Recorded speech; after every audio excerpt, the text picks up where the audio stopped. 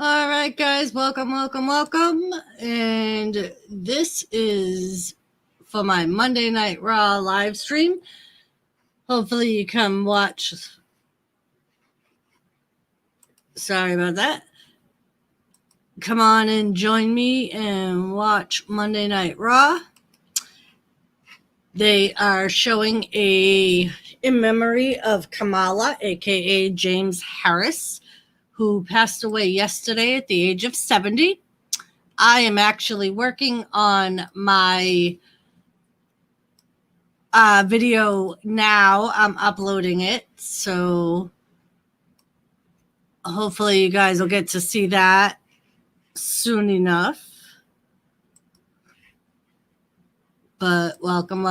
All right, and Raw is starting. The song that they play at the beginning of it. But yes, Kamala passed away yesterday after a battle with diabetes. Apparently, he had a cardiac arrest, from what they say, but he had battled diabetes for years. A few years ago, he did have a leg amputated from the disease, and apparently his health deteriorated. I mean, he was 70, so I guess it's come to be expected. But yes, unfortunately, Kamala passed away. But all right, so here we go. Raw is starting.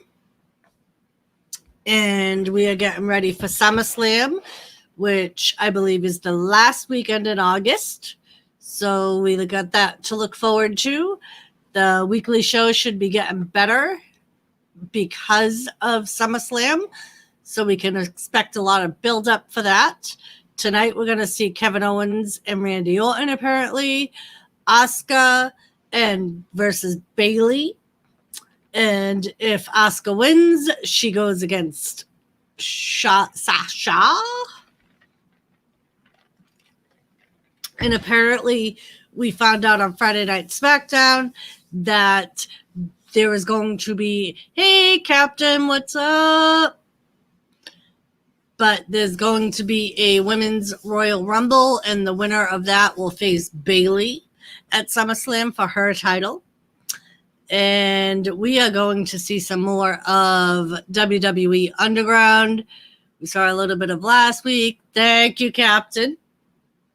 Apparently, that is going to be a regular segment of Raw. So right now we have Samoa Joe in the ring, and he is going to do a contract signing with Joseph Grohl. Joseph, did you hear Kamala passed away?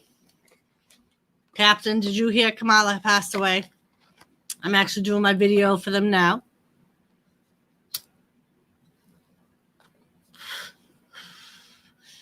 Very nice. At least you're here.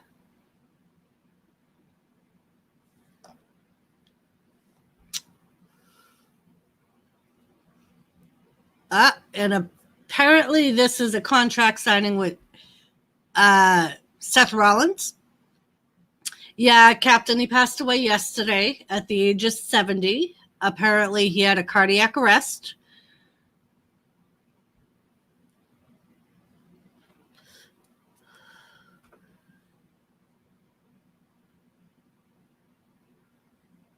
Oh, so apparently Samoa Joe's doing this contract signing, and they just said that apparently he was threatened with his job if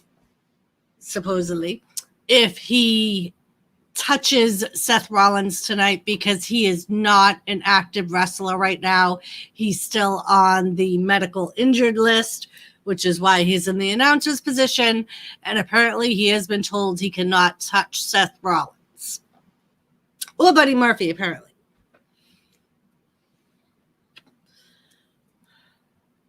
We know they had a little bit of back and forth on last week. Samoa Joe doesn't look happy standing in the ring.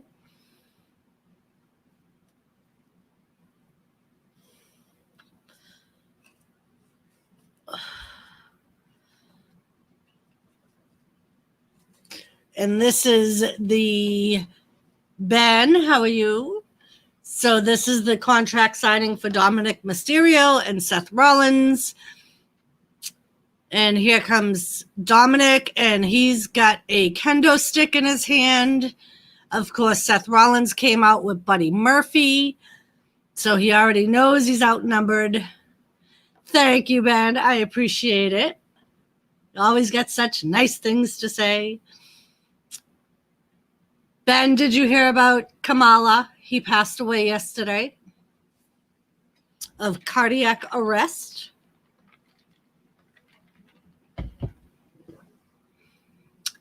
Shane. All right, Joseph, you go ahead and charge your phone. Shane, how are you? Welcome. So, Shane, we have started with Seth Rollins and Dominic Mysterio contract signing for SummerSlam. Samoa Joe. Hey, Ian. Samoa Joe is the one conducting the contract signing. Yes, Kamala was a legend. Yes. It's unfortunate, but I'm sure he's in a much better place. Samoa Joe just took the kendo stick away from Dominic, saying it would be safer with him. And now Seth Rollins is mouthing off to Samoa Joe. Samoa Joe is saying it's sad, and Seth said, "What's sad?" And Samoa Joe said, "You are what I'm looking at. You used to be the greatest." And now he doesn't see Seth freaking Rollins. And how he got all caught up in his feelings because the WWE booed him a couple of times.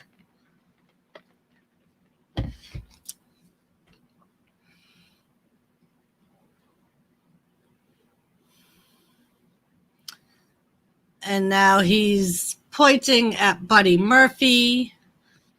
Still has the kendo stick in his hand.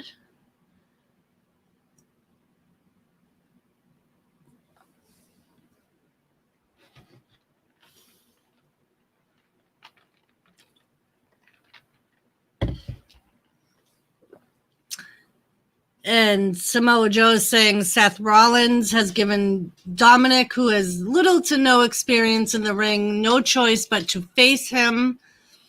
Seth is saying that he's given Dominic a lot of choices, and he gave Ray a choice, and that Ray made the wrong decision. Aleister Black made the wrong decision. And now he's saying how, Samoa Joe, you better not make the wrong choice.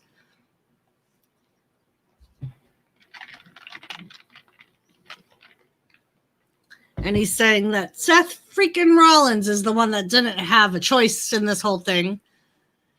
He's the victim. He doesn't want to play the victim card, but he's the victim. He was forced into it.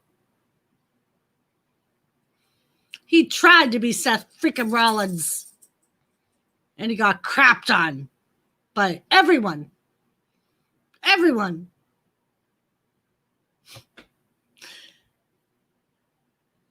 How was everybody's day today, by the way?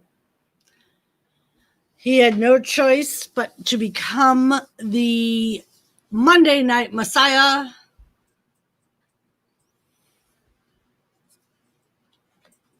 When is enough going to be enough? Seth wants to know. For all of us, when is enough? And Dominic says it's never going to be enough. Ha! I don't like Seth anymore either, Shane. Seth said, "Excuse me?" And Dominic said, "You heard me." Aleister and Ray are not the same, Dominic says.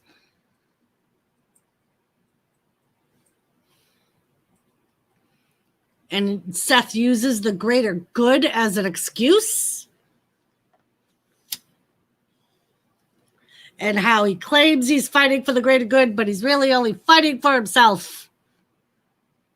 Seth calls Dominic ungrateful.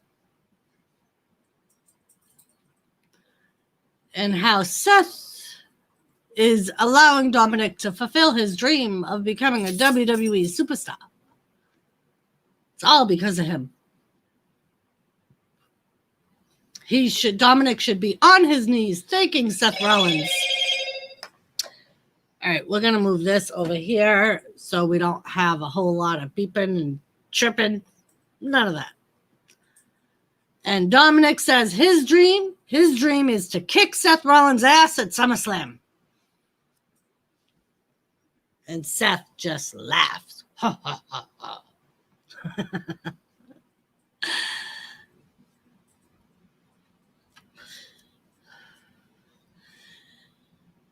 And they both know, Seth Rollins says, we all know that Dominic wouldn't last 10 seconds in a regular, standard, one-on-one match with Seth Rollins. I see this going somewhere. Do you people see this going somewhere? I see this going somewhere. It's going to go somewhere. There's going to be some stupid time limit on it.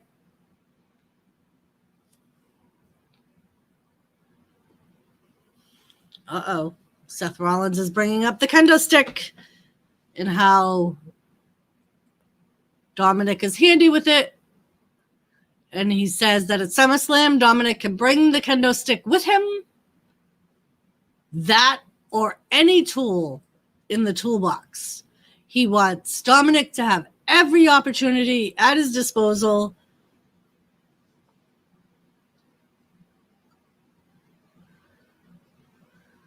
because he doesn't want Dominic or any of the Mysterio family to have an excuse.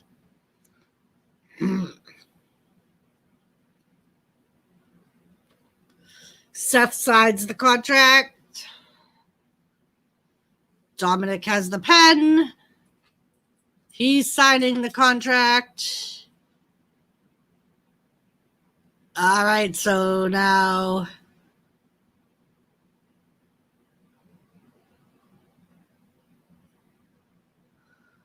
that must look like there were two contracts there. Not really understanding what that's about. Why do we have two contracts? It's one match. And now Seth is applauding Dominic for signing the contracts and telling him now, get the hell out of my ring. He has a match with Humberto Carrillo up next. And he wants Dominic to be at ringside to take notes and get ready for what Seth Rollins is going to be forced to do to Dominic at SummerSlam. And out comes Humberto Carrillo.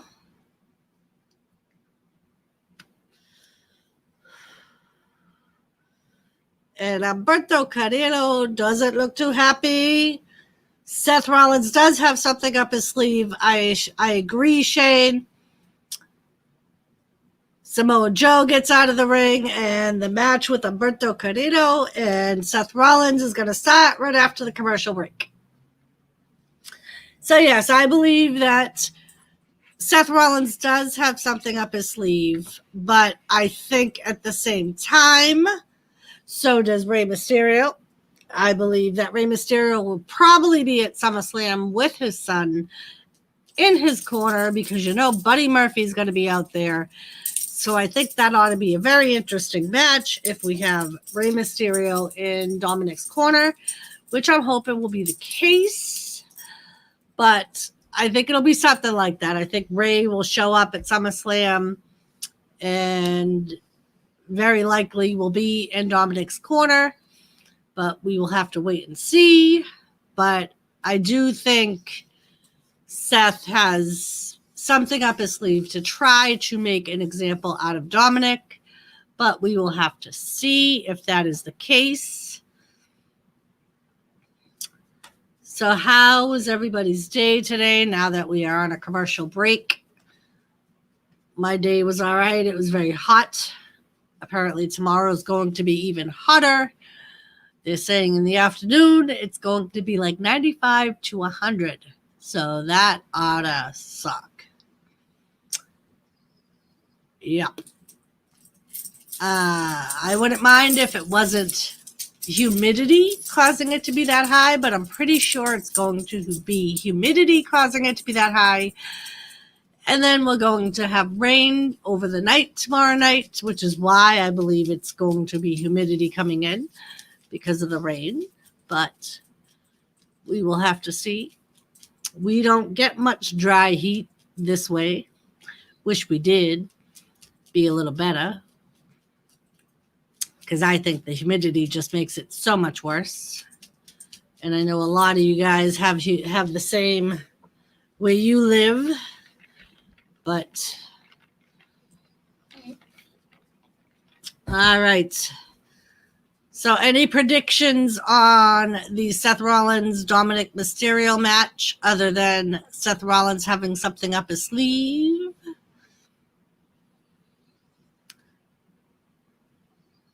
But yes, I, in a way, hope that Rey Mysterio shows up at WrestleMania, at SummerSlam. I think he will, but I don't know. And then if he does, I don't know how much of an impact he's going to have. I believe they are closer to signing a new contract with Rey Mysterio.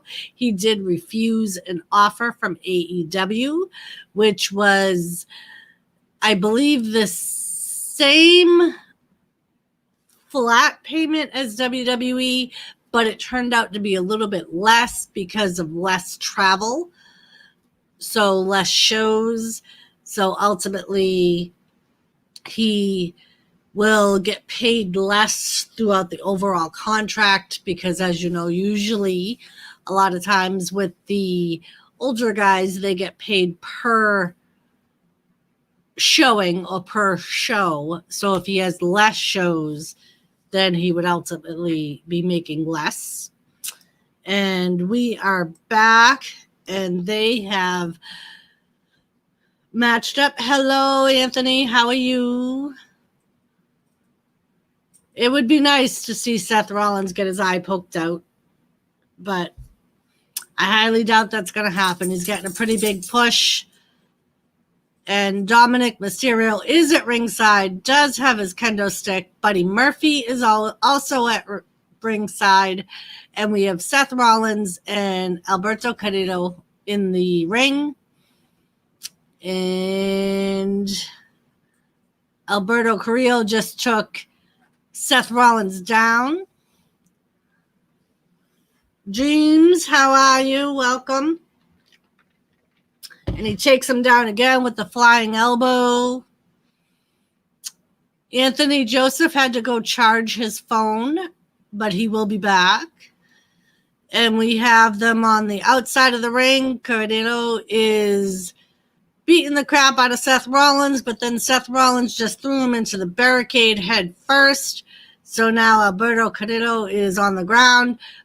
Buddy Murphy went to go over to him, and Dominic ran over with the kendo stick, threatening Buddy Murphy. And the ref made them separate. They never really made contact, but at least Dominic is there to protect Carrillo. And we got them exchanging kicks. And Humberto Carrillo just gave him a kick to the side of the head. And now he's punching him in the corner. And now he was on the top turnbuckle, and Seth Rollins just threw his foot. So now he's got the top rope in the crotch like they always do. Now he has Humberto on the top turnbuckle. Looks like he's going to try to go for a suplex of some sort. And it looks like, is Carrillo going to fight out of it? He's trying. Carrillo's trying to fight out of it. And he does manage to give Seth Rollins a big elbow. Seth Rollins falls off the rope and lands on the floor. Now Humberto is going to stand on the top turnbuckle. Buddy Murphy is on the ring post, and Dominic just hit him with the kendo stick and knocked him off the apron. But it was enough of a distraction where Seth Rollins was able to get his feet up just as Humberto was going to fly off the rope, got him in the face, and now he just power slammed Humberto, and now he gives him the stomp, and he goes for the cover, and we got a 1, a 2, 3. So Seth Rollins has just beaten Humberto, and now Buddy Murphy attacks Dominic, gets him from the side, and now he's stomping Dominic, who has dropped the kendo stick, throws him into the ring with Seth Rollins. Seth Rollins and Buddy Murphy are now both stomping him. Humberto is still kind of out of it on the ring. Buddy Murphy is holding Dominic, and Seth Rollins kind of just goes over and pushes Humberto. He's going to make Dominic watch what he's going to do to Humberto. And he goes to do a stomp, but Dominic breaks away from Buddy Murphy and gives him the spear and starts pounding. But now Buddy Murphy starts attacking Dominic, and they get a rollover, but then Seth Rollins gave him a stomp while he was on top of Buddy Murphy, and now they're both back to stomping Dominic Mysterio, and not really sure what happened to Humberto, but Humberto's gone, and we have Seth Rollins showing Buddy Murphy the kendo stick, telling him to get the kendo stick. Buddy Murphy presents the kendo stick to Seth Rollins, and now we have Dominic in the corner, and Seth Rollins hits Dominic Mysterio in the midsection with the kendo stick, and now he's hitting him in the back with the kendo stick, and Dominic Mysterio is kind of writhing on the floor, on the ring floor, and Seth Rollins is going to continue hitting him in the midsection with the kendo stick. Again, not really sure what happened to Humberto and where he is, but Dominic is getting his butt kicked by Seth Rollins and the kendo stick.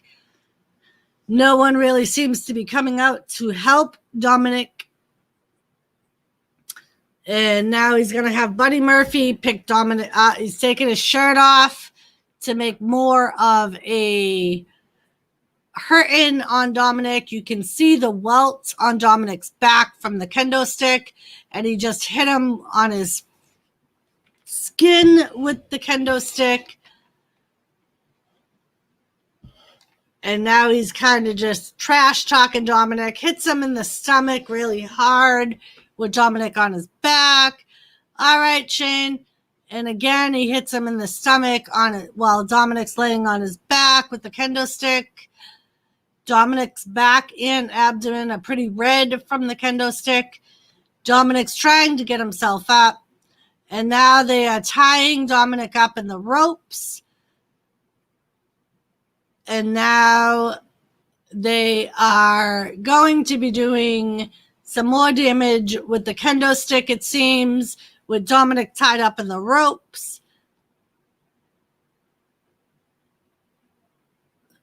And Seth Rollins is hitting Dominic in the stomach, telling him to say hi to his dad.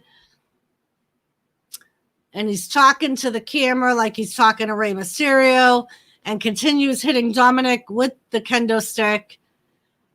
And he's asking Rey Mysterio, how does that feel? Yes, Dreams. I'm sure he's going to have some bruises at SummerSlam. But Seth Rollins continues talking to the camera and hitting Dominic with the kendo stick while he's tied in the ropes. You can see the kendo stick is kind of starting to shred from being hit. And now he sends Buddy Murphy on the outside of the ring, apparently to look for another kendo stick. And they're really showing a lot of the up-close pictures of Dominic's bruises on his back. Buddy Murphy found not one, not two, but 4 more kendo sticks. And he's offering Buddy Murphy a kendo stick. He's got a kendo stick. Dominic is still tied up in the ropes. And it looks like they are going to take turns whacking Dominic with the kendo sticks. Buddy Murphy gets on the outside of the ring. So you have Seth Rollins on the inside of the ring hitting Dominic in the front. Buddy Murphy on the outside of the ring hitting Dominic in the back. And they're taking turns, kind of hitting him from both sides. And again, still nobody is coming out to help Dominic. Nobody's coming to help this kid. Finally, from the wax, he gets untied from the ropes, and Seth Rollins kind of goes crazy, whipping him with the kendo stick.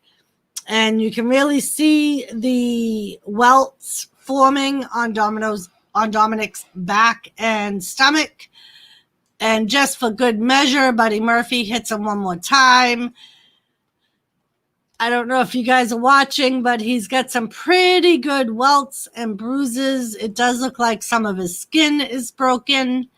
So for all you people that say wrestling's fake, there you go. He really got hit with kendo sticks. And Seth Rollins went to go stomp him, and he ended up just falling to the mat on his own. So Seth Rollins decides not to stomp him and is looking at the camera and said, "To be continued, Ray." And you see Dominic on the floor, just on the ring apron. Really see his bruises and the welts. And he is kind of just out on the ring apron. And they're Buddy Murphy and Seth Rollins are just walking away. If you guys have this on, do you see that? Do you see his back? So again, for all you people that say wrestling is fake, there you go. They really hit each other with the kendo sticks. And I'm sure that shit hurts. It looks like that hurts a lot. Right, look at the welt. There's one huge welt right on Dominic's back.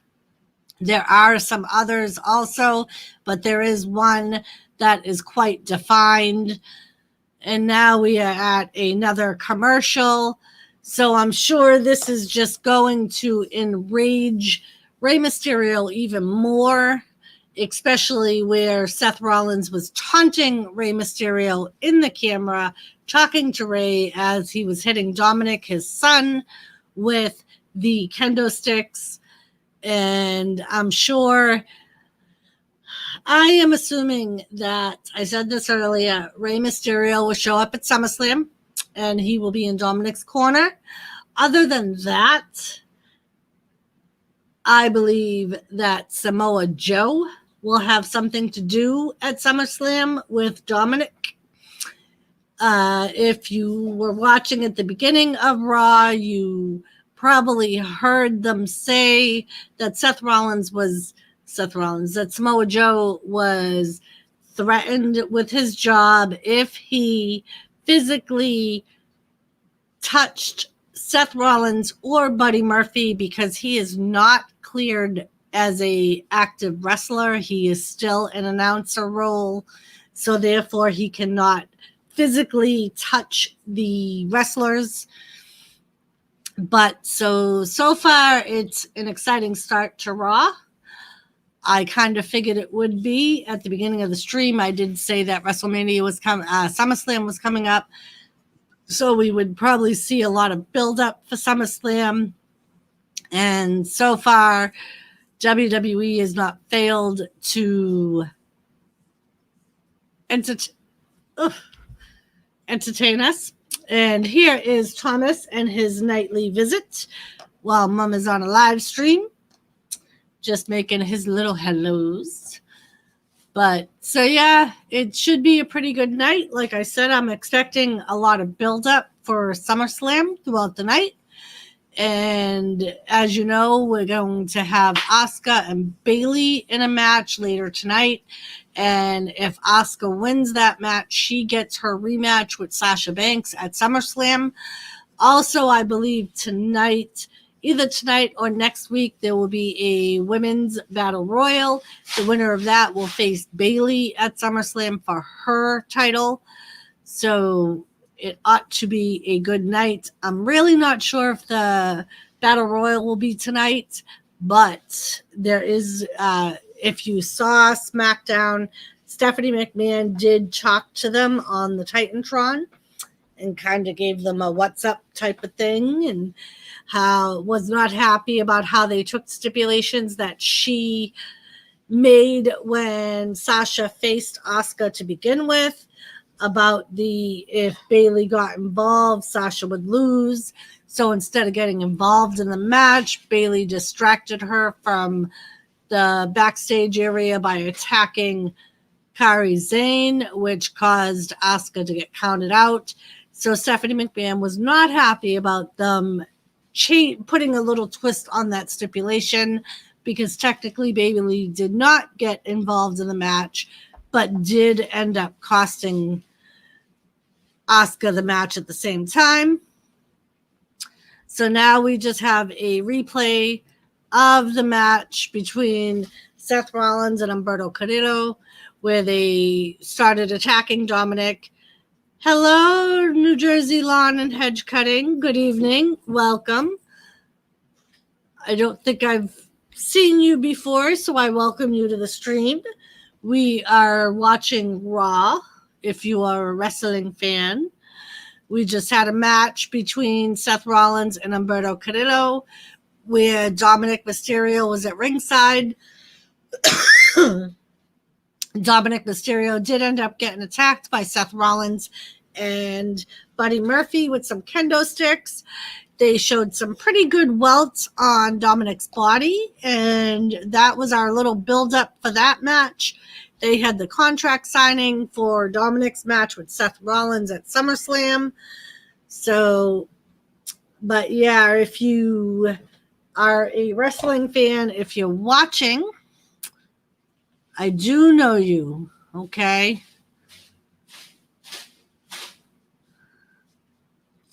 So this must be a different channel, I'm assuming.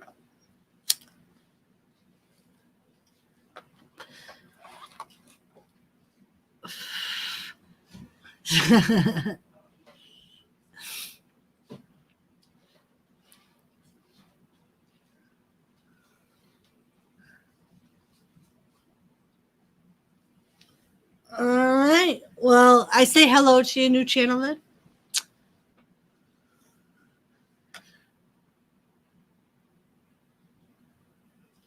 All right. So if you guys, it's not New Jersey.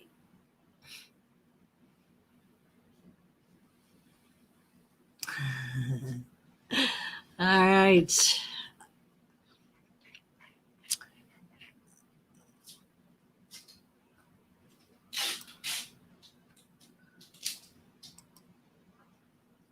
All right, now you got me. You got me. I don't even know what the KIK is. All right, Dreams. Dreams, rat him out. Who is he? I don't know if you guys saw SmackDown on Friday night, but we had the rioters come in.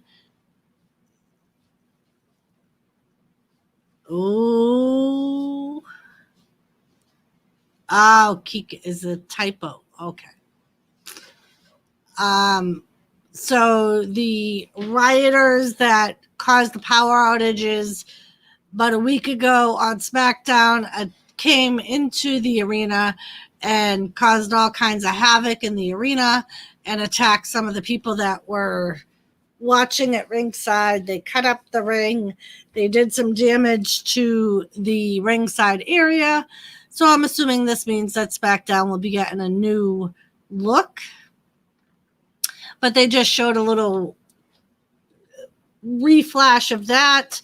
And now we have Andrade coming down to the ring. And does he have Angel with him? No, he does not. Oh, yes, he does.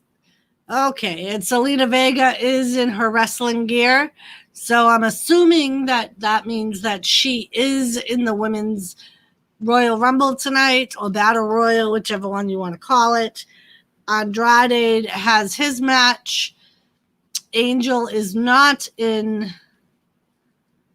Yes, Dreams. They got engaged. I want to say 2 or 3 months back. I'm assuming between that and Ric Flair's health, that is why we don't see Charlotte as often.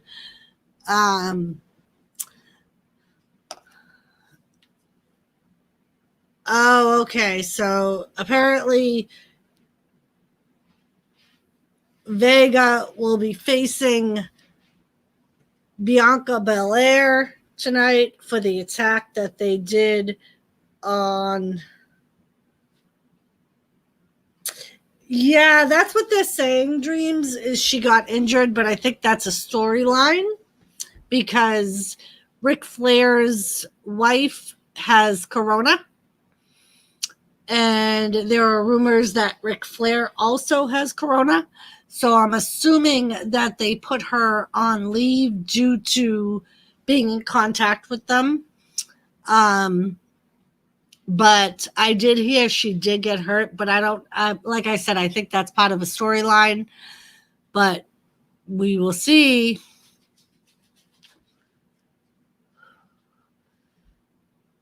And Vega has the mic, and she's talking.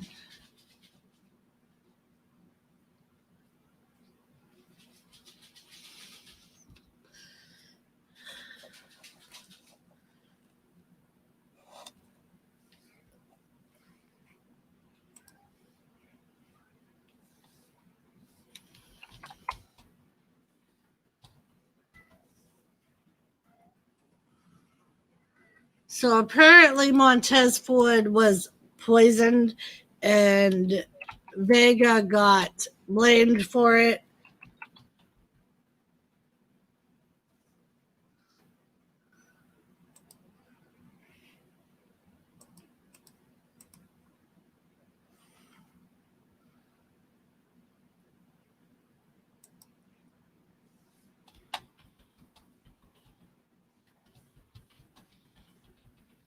She's saying that they want the Raw tag team titles.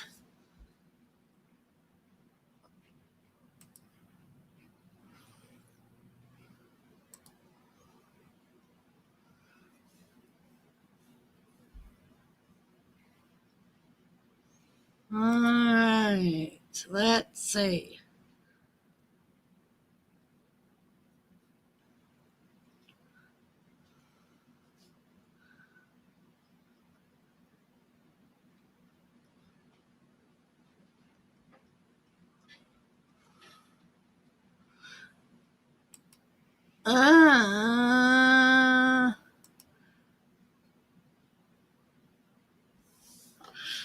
It's not Nora, is it?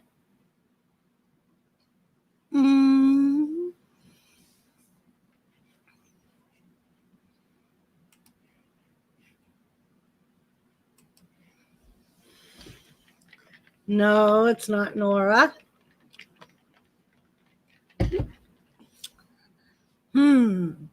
All right, so Angelo Dawkins coming out.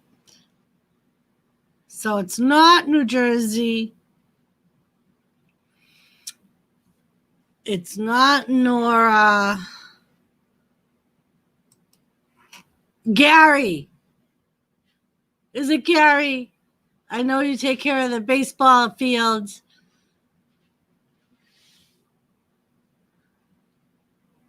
Is it Gary?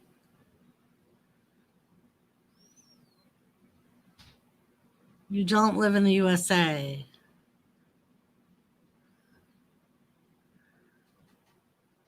Wow.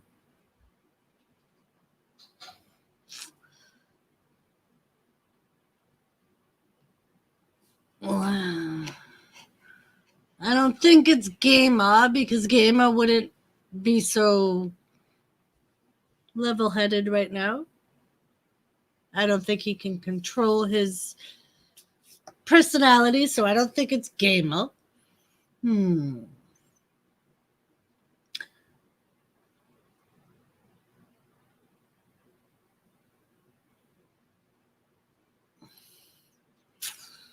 All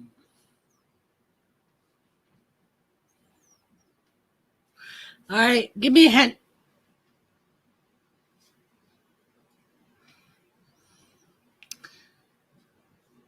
Because I don't think it's.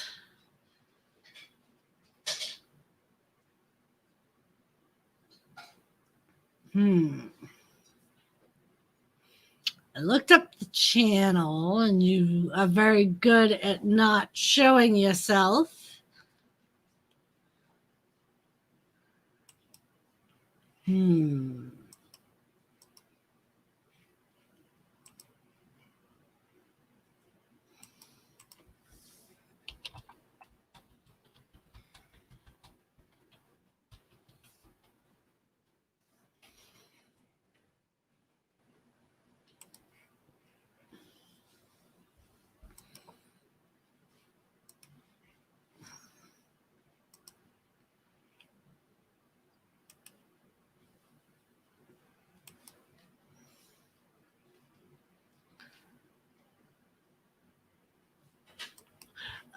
Oh, that's Scrapper.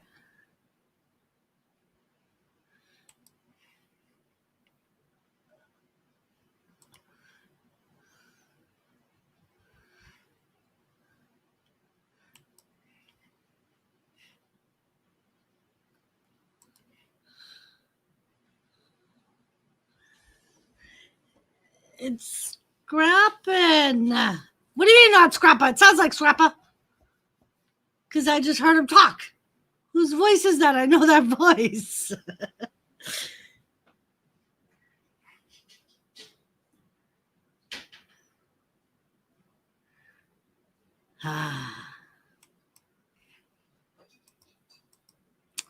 I have one sentence that will give it away.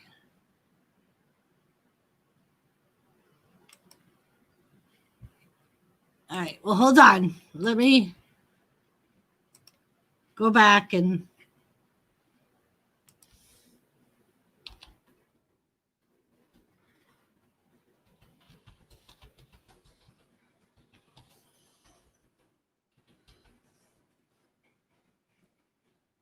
All right. In case any of you have joined me and trying to figure out what I'm trying to do, I am trying to figure out who New Jersey Lawn and. Well, I keep saying New Jersey. It's not New Jersey, apparently.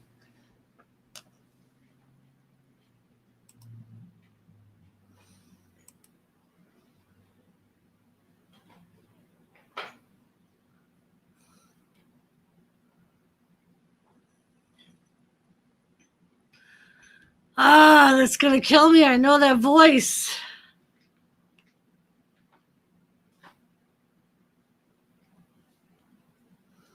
Bloody rubbish.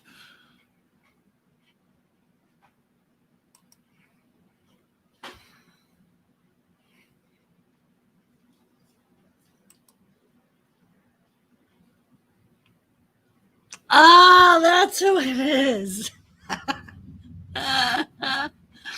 Oh, God. Thank you, Dave. That was trying to drive me insane. Because I knew the voice, and I'm like, who the hell is that? I know that voice. Well, thank you for joining me. Now I know what the NJ stands for, Nick Jones. All right, so we are still at a commercial break. All right, so we have Angelo Dawkins going against Andrade.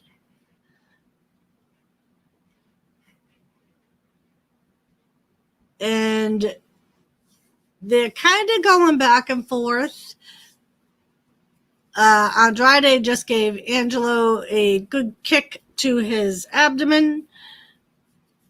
Oh, nice drop kick from Angelo Dawkins to Andrade. Andrade is on the outside of the ring now, trying to catch his breath. Zelina is telling him to just kind of take it easy, blow it out. Andrade is now getting back into the ring. Angelo goes after him. Andrade slides back out of the ring. Andrade doesn't seem to up. Angelo kind of put a leg out of the ring ropes, and Andrade tripped him, had him fall face first onto the ring apron, which, as they love to tell you, is the hardest part of the ring. And now he has the upper hand on Angelo Dawkins.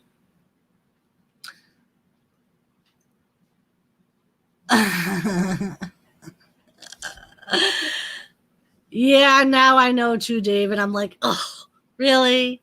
That's Nick Jones. It's so obvious. What was killing me was the voice, because I'm like, I know that voice. I know that voice. Who is that?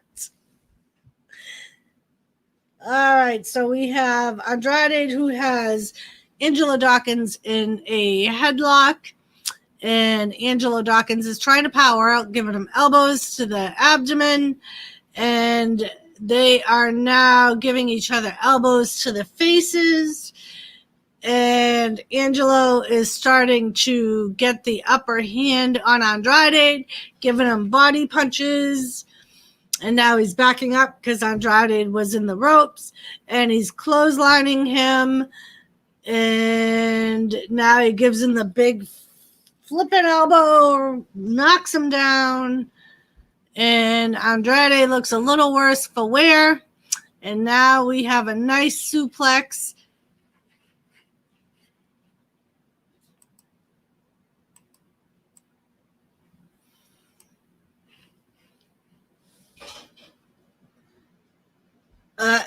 Dawkins went for the corkscrew, and Andrade got out of the way, and now Andrade is threatening to do the whole double knees to the head, and he does hit Angelo with that. Gets a close pin, but Angelo kicked out. It's a secret, but Nick is actually one of the best people on YouTube. Yes, he is very sweet. I think it's very sweet that he has his mother on his Facebook page. I do, as his picture with his mom. It's better than the picture of him on YouTube that makes him look like he's eating a canary. And now Angelo has Andrade in a pinning, and Vega gets up on the ring side, but who comes down? But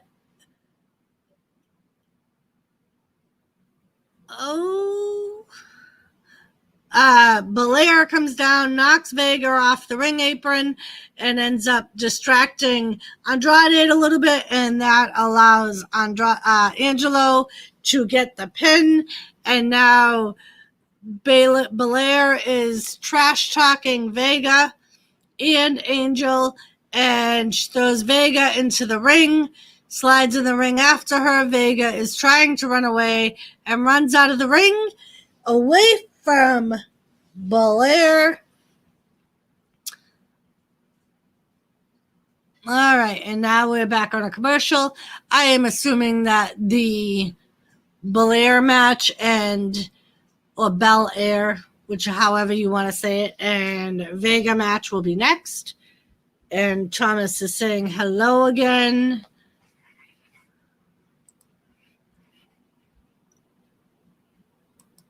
So Nick, how have you been? Dave, welcome, by the way. I know you snuck in while we were going through that whole who is NJ lawn and hedge cutting. How was your day today, Dave?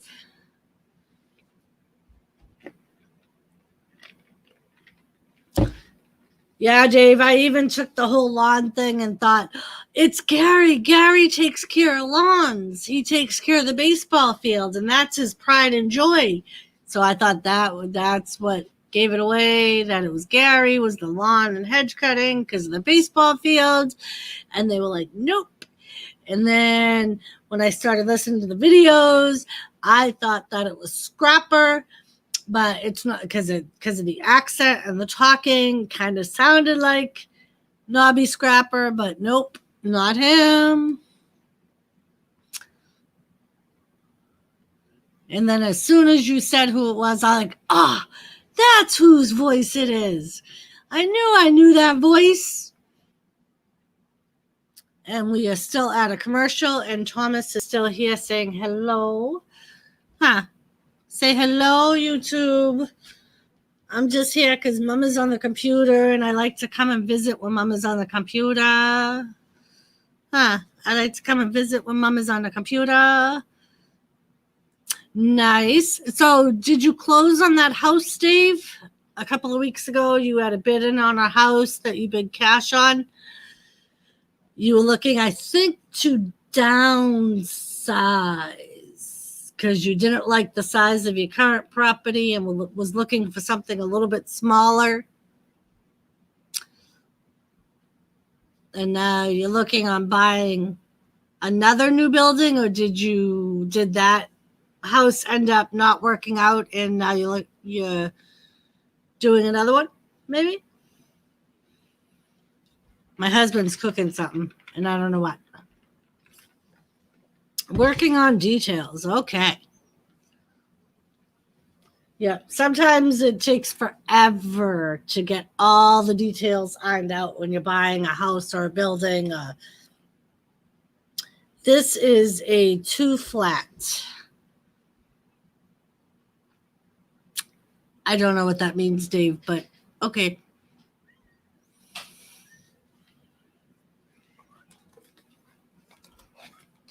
I'm sure it's a good thing. I guess. I don't know.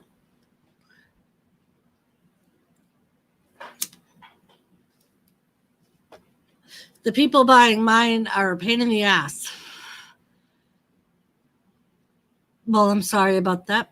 Is that the details you're trying to iron out? Are the people buying your house? It's always hard when you're trying to buy something and sell something at the same time.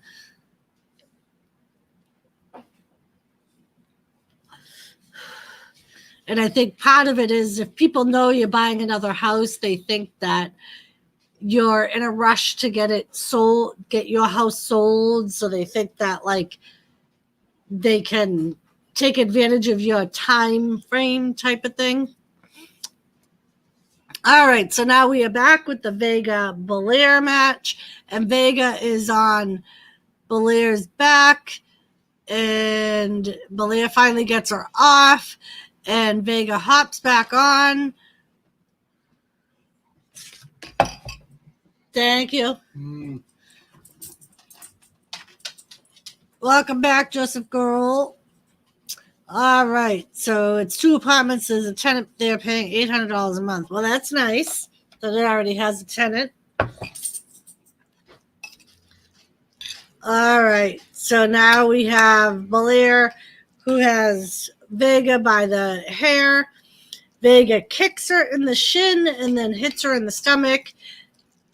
And now she's kind of got her in a cross. But Belair flips her around. Vega puts it in a lock, but now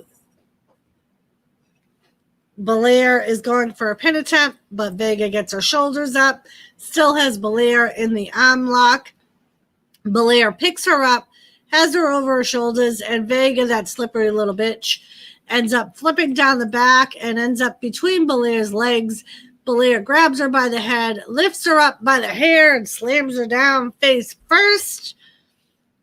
And now she's kind of doing her jog, telling Vega, come on, get up. Come on. Vega is a teeny woman, but she can move, man. Now Belair put her in the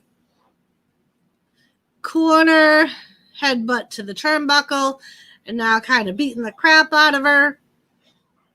Ref kind of gets in the middle, and Belair pushes him out of the way and starts hitting Vega again. She better be careful. She's going to get disqualified.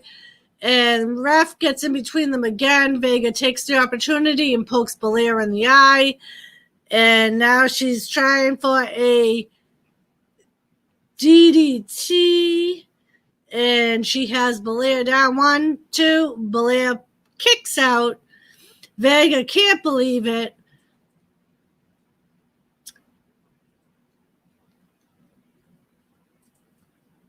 So they're showing a repeat of Vega poking Belair in the eye, which wasn't a very good angle because you could see that she really didn't go anywhere near her eye. She kind of just pie-faced her.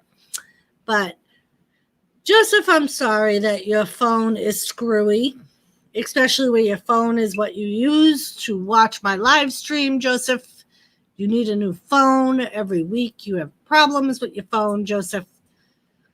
Now we got Belair in the corner, and Vega goes to the other side and runs and gives her the knees to the face. And now again, attempt at a pin and kick out at 2 by Belair.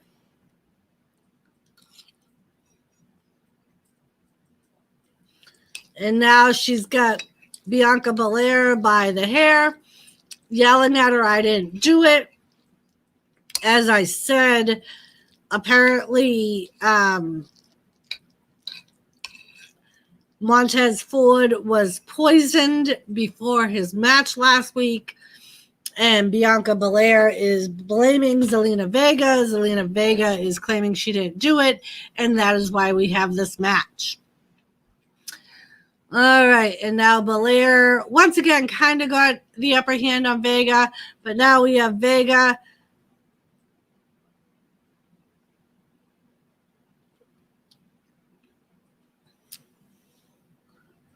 all right, so we have Zelina Vega who got the upper hand on Bianca Belair.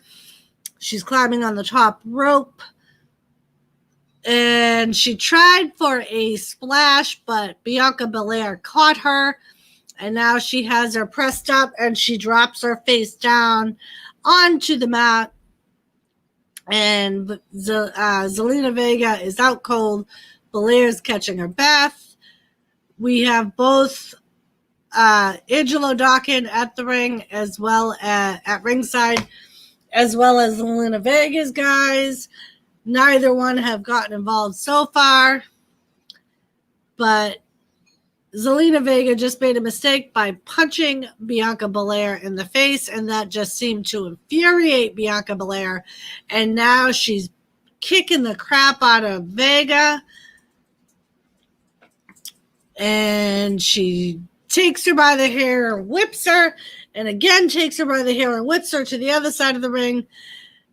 And now she went to go do a knee or something, and Vega tripped her, and Bianca went shoulder first into the metal ring post.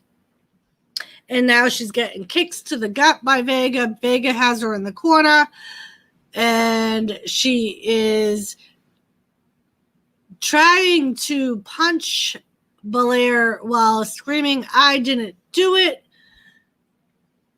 And now Bianca Belair just powerbombs Zelina Vega.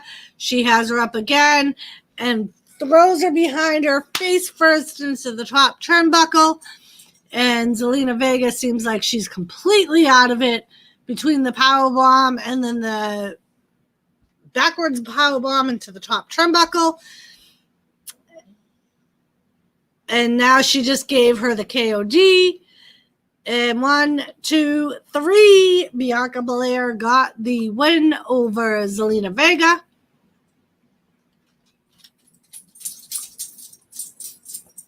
So Bianca Belair is your winner. And I lost my pillow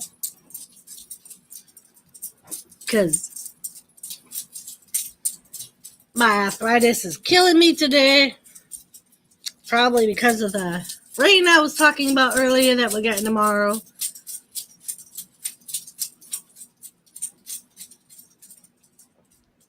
So they're just kind of showing a repeat of Bianca Belair winning the match.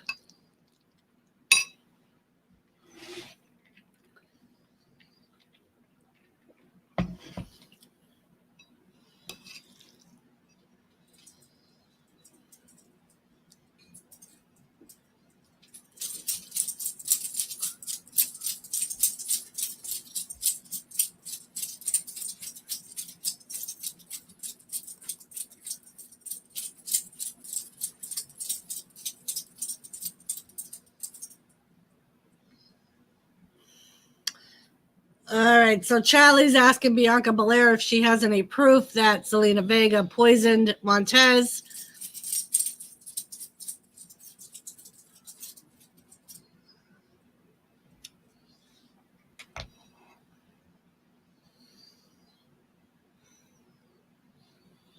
And Angela is telling them that there's no way Montez is going to miss SummerSlam. And he will be there no matter what.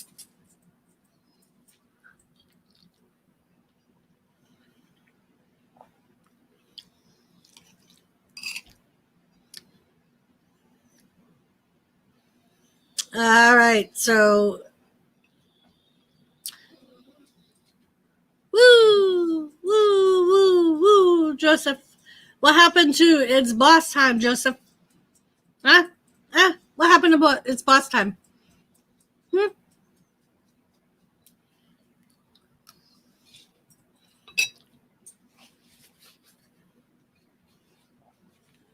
So we are going to have a recap of the MVP Apollo Crews match from last week. If you remember, the lights kept going out last week, and we were trying to guess on if it was a return of a superstar or not. Turned out to be just some rioters that took out the power box thing. But anywho, Apollo Crews did end up winning that match against MVP to retain his U.S. title. And MVP blamed the electrical problems last week on his loss. We also had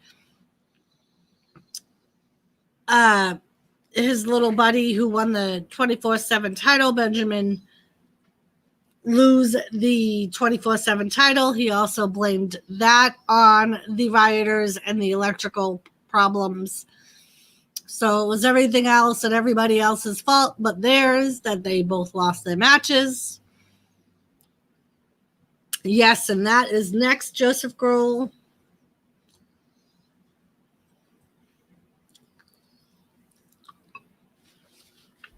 So, Joseph, you're off tomorrow after a whole 6 days of work. Very nice, very nice.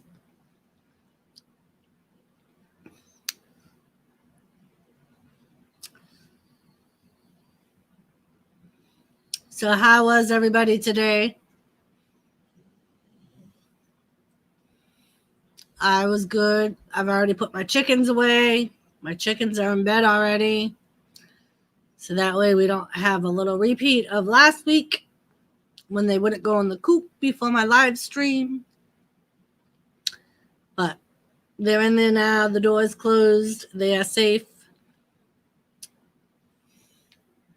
And the babies are good. Hey, Jimmy, I got some baseball cards today, and they were in the 80s when they had stickers. I got the Expos and the A's and the Twins. Very nice, Joseph. Sounds really cool.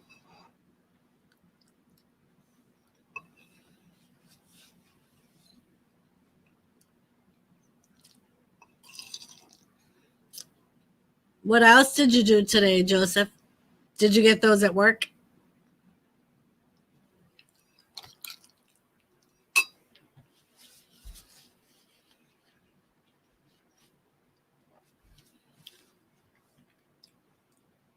Joseph, did I ask you, did you hear about Kamala?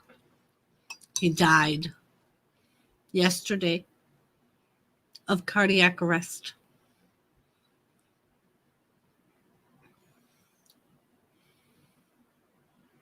So I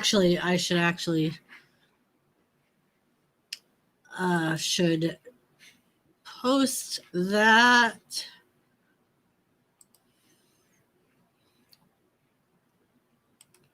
So I created a video and I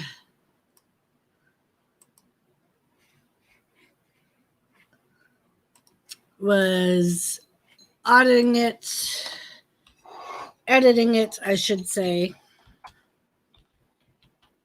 So while we're on a commercial break, I'm going to finish that while I'm talking to you guys.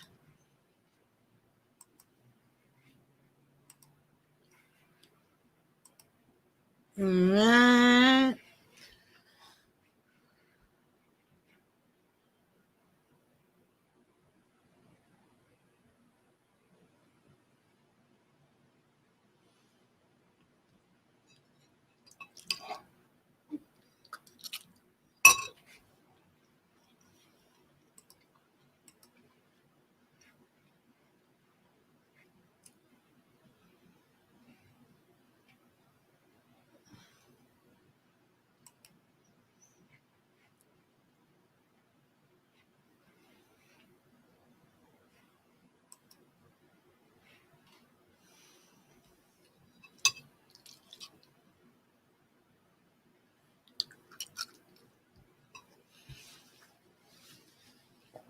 And now we have MVP, Bobby Lashley, and Benjamin Shelton, or Shelton Benjamin, in the ring.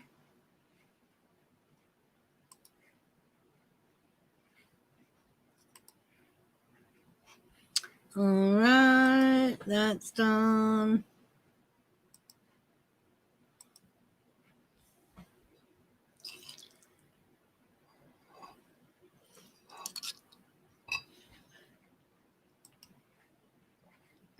All right. And MVP says that he's not in a celebratory mood.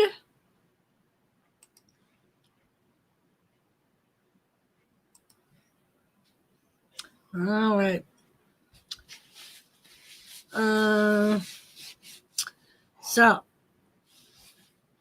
if I ever get a Red Sox one, want it.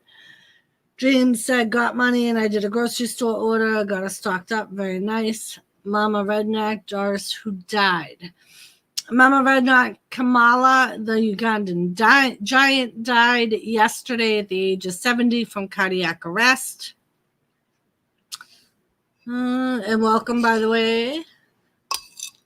And Dreams got drumsticks. Very nice. All right, so we still got these guys in the ring. MVP's talking to Apollo, and Apollo Crews comes out. He's got a mic, and he wants to know if MVP is serious.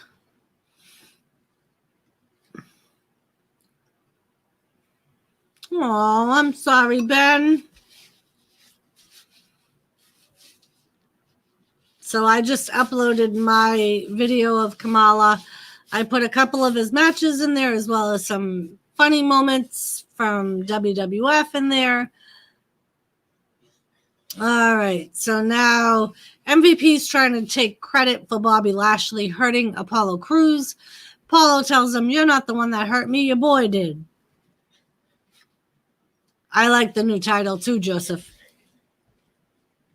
It is beautiful, and that's the one Apollo Crews has over his shoulder, which I'm sure MVP has an issue with, because MVP is the one that got that title. Well, thank you, Ben. I'm glad you enjoyed it.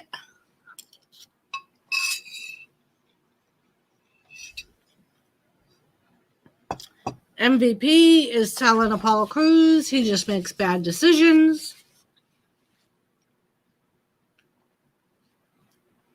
Apollo says, "You might be right."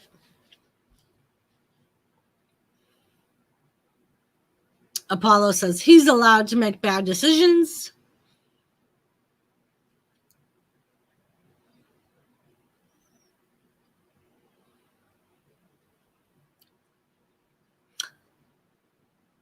Apollo says that MVP says that he don't care about him or his family. And Apollo says that he doesn't care about Shelton Benjamin. He don't care about Bobby Lashley.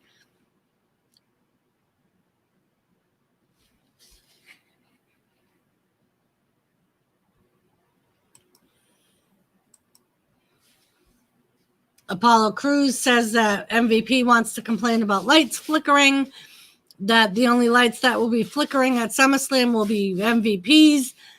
And Shelton Benjamin and Bobby Lashley slide out of the ring to get Apollo Crews. Apollo Crews goes in the ring and attacks MVP and throws a couch at the three of them. And now we are at a commercial break again. Yep, Apollo just don't care dreams.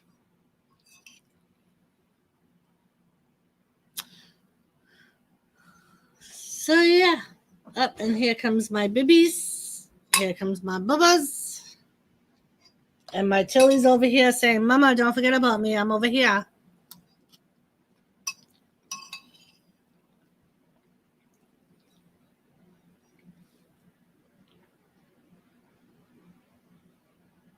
These commercials are so stupid. I'm watching another Geico commercial where they got homeowners insurance, but they have ants. And they mean ants like Aunt Marge.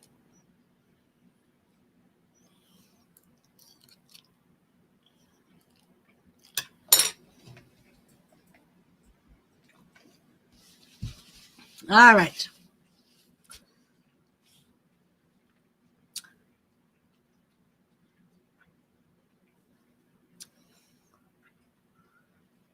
All right.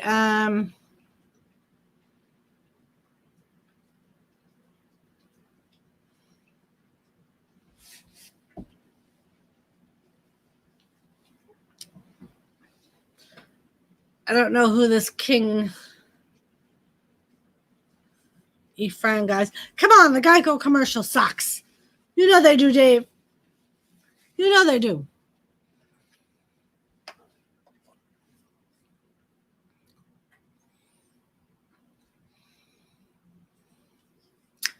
All right. So I like Apollo. I'm glad he stayed with the WWE.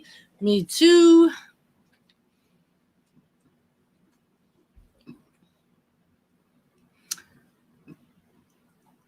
Yes.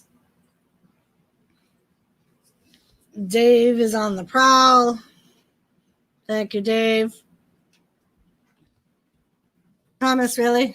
Really? All right. Stop it.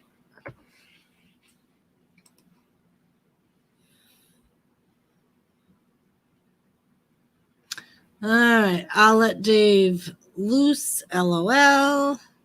You do that, Joseph. Let him loose. Let him loose.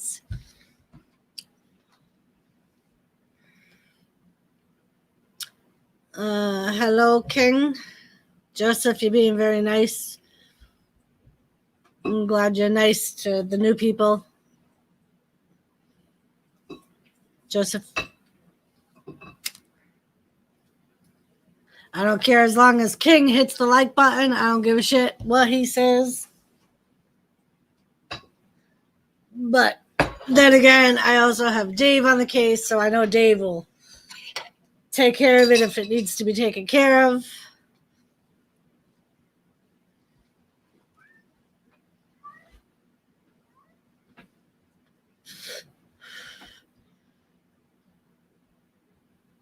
Well, thank you, King.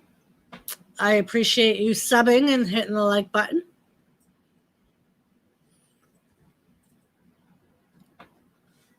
Yeah, Dreams, the progressive ones are just as bad. So we are seeing some more recaps from Friday Night SmackDown, and they're talking about the Royal Rumble for the women's title opportunity. So that will be on Friday because it will be for the Friday night women's SmackDown. Joseph, I ain't chasing people away from anyone's show.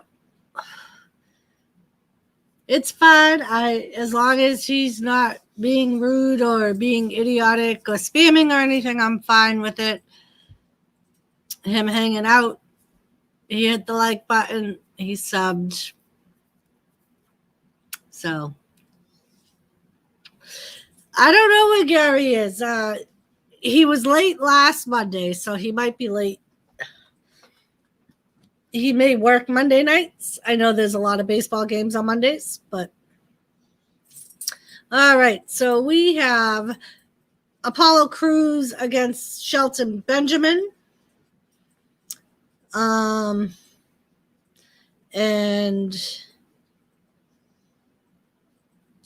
we have Apollo, who got a close pin on Shelton, got a 2 count. Shelton kicked out.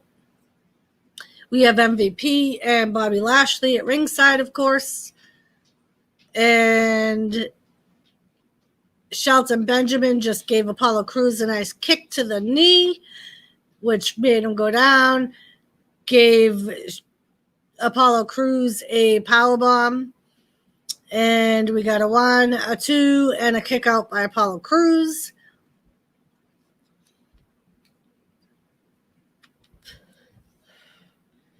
And he tried for another pin on Apollo Crews, and Apollo Crews kicked out again. And now he has him in a neck breaker, and he hit him on that. We still have MVP and Bobby Lashley on the ringside, and he throws Apollo Crews out to where they are. Let's see if anybody is going to come out to even things up. Apollo Crews is on the floor. We have Bobby Lashley and MVP saying they're not touching him.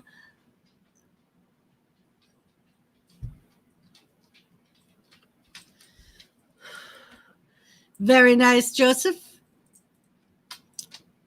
And they never really touched Apollo Crews. Shelton Benjamin did come out and continue hitting him on the ring. That's fine, Joseph.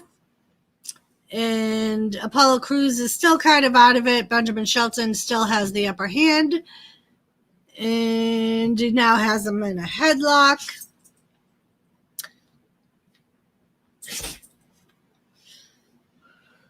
Oh, there you go, Joseph. You can talk to King about video games because you like playing video games. You guys have something in common. And now Shelton Benjamin still has Apollo Crews just in a headlock, really not doing much, just holding him down. Apollo Crews is starting to fight back. Thank you, King. I appreciate that. I'm glad you enjoy them. I appreciate you watching them. All right, so we have Apollo Crews, who did a flying splash into Shelton Benjamin and knocked him down.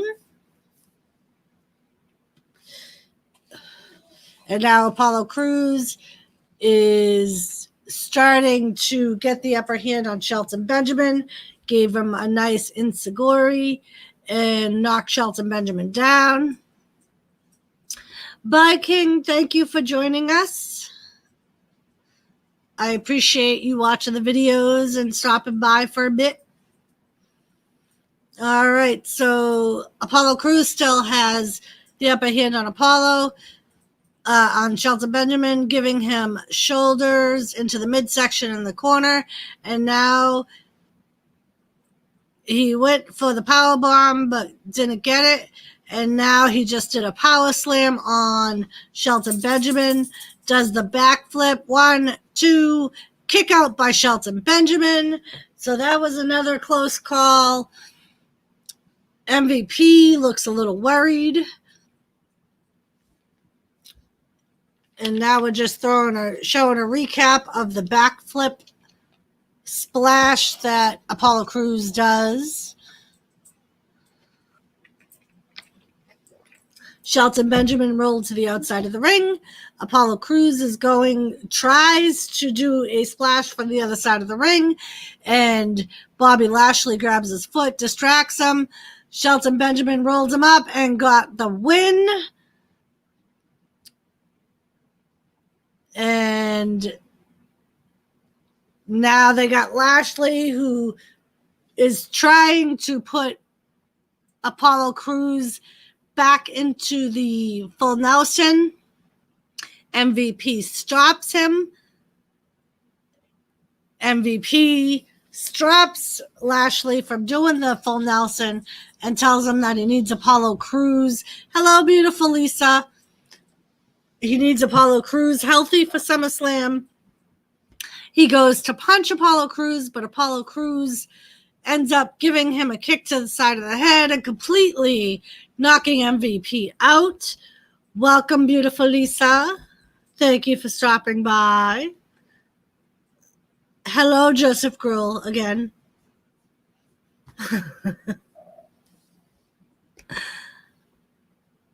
All right.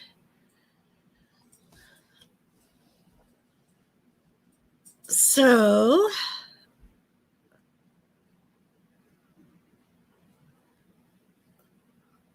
oh geez. Now they're saying that earlier a cinder block got thrown through the window by the Raiders. They have security yelling at the rioters as they're holding the cinder block, telling him to go away. They throw the cinder block, and another one which kind of falls apart, which kind of tells you that, as far as I know, it's not a real cinder block if it falls apart. And yeah, so they showed some damage that the rioters did to the Performance Center. So anybody have any idea who the rioters are?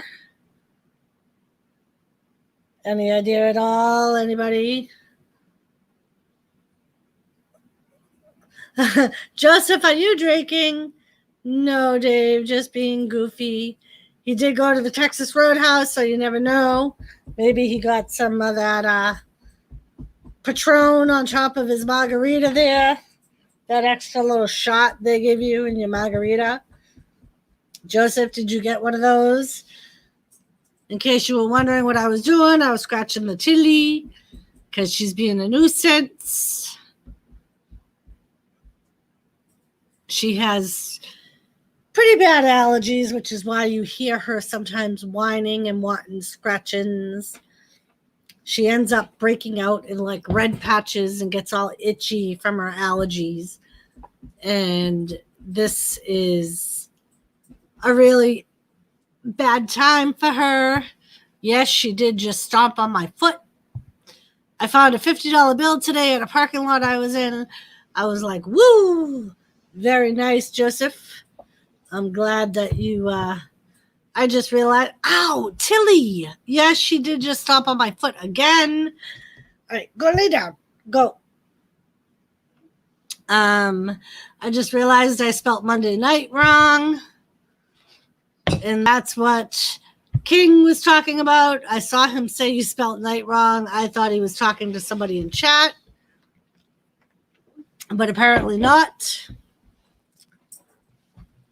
All right, go lay down, Chili. Go see Daddy if you want scratchings. All right. So we are still on a commercial break. As you know, Apollo Crews just won his match against Benjamin Shelton.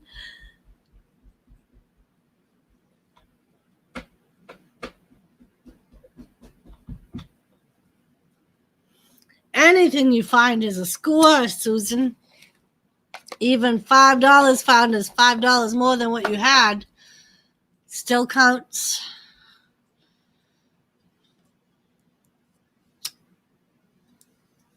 I don't know. I was saying that he was late last week, too. I think he got on about 10 o'clock last week. So I don't know if he works on Mondays.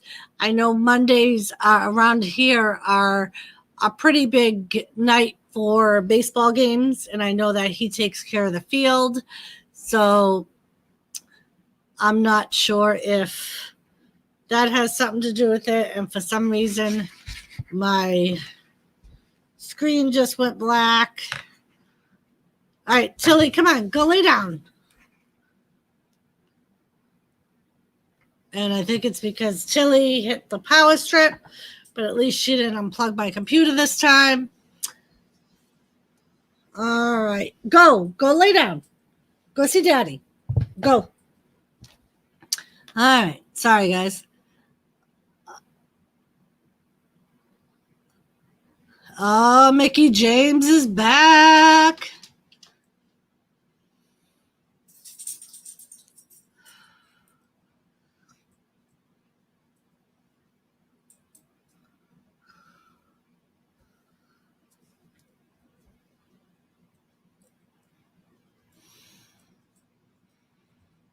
Oh, Lana is back. And apparently her and Natalya are friends now. They have matching outfits on. I don't know what that's about.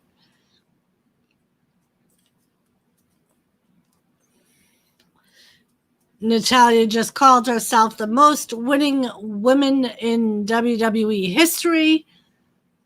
Don't know where she got that fact.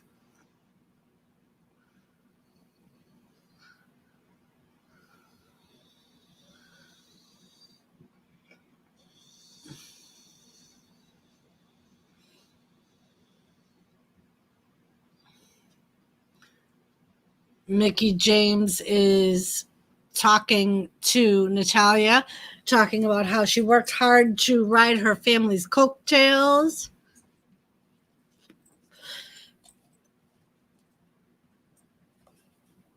All right, so yeah, the Natalya and Lana are doing something together apparently because they're like saying the same things together and wearing matching outfits. Neither one of them have been seen for a bit, but all right, and now they are taking us back to the Raw Underground. We saw this for the first time last week. Still not sure how I feel about it. It does seem like they have some well-known as well as not well-known wrestlers in it, and it seems like it's almost a mix between wrestling and MMA. Yeah, Dreams usually. All right, Captain. Thank you for coming up and hanging out with us. Have a good night. Get some sleep.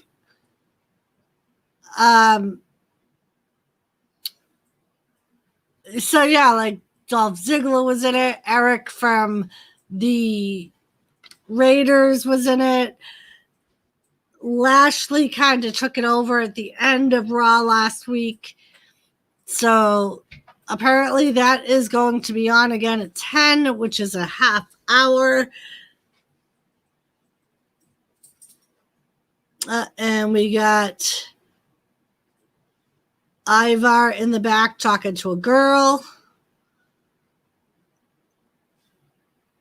And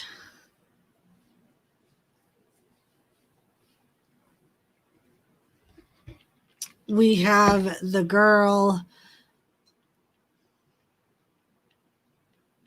taking Ivar's side because we got Ricochet, Alexander, and Eric coming up to him saying, Ivar, where have you been? Our match is coming up. And she tells them not to blame him. Charlie horses, damn it. Joseph has Charlie horses, apparently. Very sorry to hear that, Joseph. Hopefully they get better. All right. So what do you guys think of this Raw Underground thing? Not really sure how I feel about it.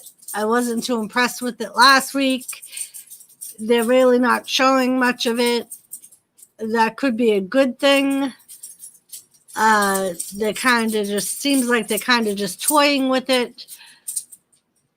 I don't know how I feel, but it seems like it might be interesting. But I almost feel like it needs its own show. It can't be part of Raw. They can't have it as part of Raw. I don't feel like. Maybe after Raw, something like that. Charlie horses do not get a woo, Dream says. Yes, Dreams, you are right. Charlie horses suck. But, all right, so we are at a commercial break still. We have the Zyzel Owl.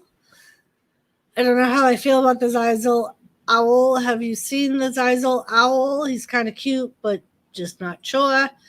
Just got one. Damn it. LOL. And here comes Thomas again, making a visit, saying hello. Hello, Thomas. Say hello. All right. Yes, Captain is going to bed, apparently. All right, and we are still on commercial for Deal Dash. Hi, Thomas. Commercial for Deal Dash. Deal Dash. Don't knock my mic over. Damn it, kiddies. Damn it, kiddies.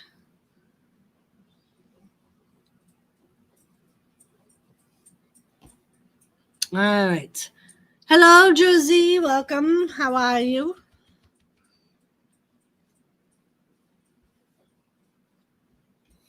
All right. We're just waiting for them to come back from a commercial. And then we will continue talking about wrestling.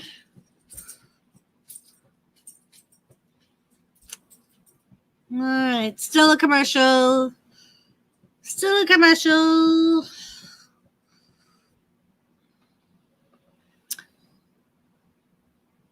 Oh, I'm sorry, Joseph. Joseph has Charlie horses, Joe. Please do. Geico commercials. Don't knock my mic over. Doris told the cat in a broad New York. Believe it or not, Ben, but it is not a New York accent. It may sound like it, but it is not. Hello, Raven Blackbird. How are you? Welcome. All right, so we're showing some recap of what happened earlier between Seth Rollins and Dominic. And like I said, if you were watching, you saw some of the welts that he ended up with. And Seth Rollins was talking to the camera like he was talking to Rey Mysterio. And I'm sure that's just going to piss Rey Mysterio off, that he's beating his son while he's talking to Rey. But yes, they are showing a complete recap of poor Dominic getting whipped from both sides by... I'm glad you like these dreams. I figured I would try it, and it seemed to work last week, so... Seeing how people like it, I will keep it going. I enjoy them also. Finally, Charlie Horse is gone, Joseph says. All right, so we have the 24th. All right, so I'm kind of lost. So we have Akira Tozawa with the 24/7 championship again. And he's out there with his ninjas. And we got Ricochet and Alexander going out there, and now we have the Viking Raiders coming out to be with them. No, Ben, the whole Who's Your Daddy t-shirts. Remember the Who's Your Daddy t-shirts? Or no, was it I'm Your Daddy? It was like I'm Your Daddy or Who's Your Daddy when Eddie Guerrero was claiming to be Dominic's real father. All right, holy cow, the skies are blue, and we got a sudden loud clap of thunder. Oof. That's never good. All right, so apparently we're having an 8-man tag, like I said, with Ricochet, Alexander, Viking Raiders against Akira Tozawa and his ninjas.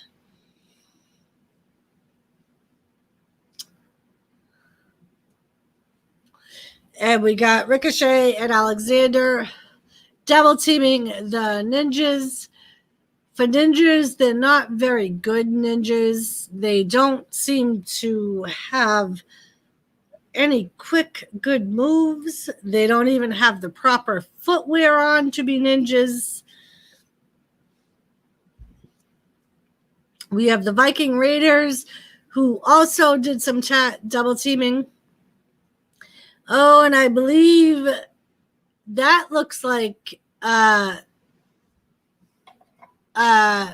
Truth. I think R-Truth is one of Akira Tozawa's ninjas. At least that looks like R-Truth. I'm thinking it is, and I'm thinking that's how R-Truth is going to get his 24/7 title back. All right, so we have Ricochet, Alexander, and the Viking Raiders win the match after Akira Tozawa and this R-Truth ninja walk away from the ring. And sure enough, the R-Truth ninja waves out a referee and rolls Akira Tozawa up and wins the 24/7 title. And he takes it off, and sure enough, it is R-Truth. All right. Now R-Truth is the 38-time 24/7 champion. Yes, Dreams. I was like, those eyes look familiar. That's R-Truth. All right. So now we have Charlie, who is interviewing Drew McIntyre.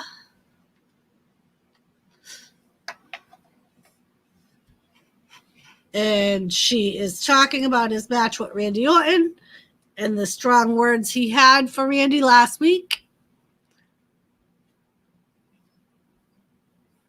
And he says he wouldn't have said what he said if he didn't mean it.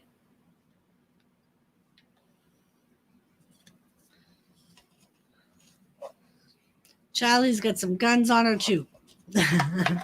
Yes, Dreams. She does. All right. So McIntyre is talking about what he said to Randy last week about helping the next generation.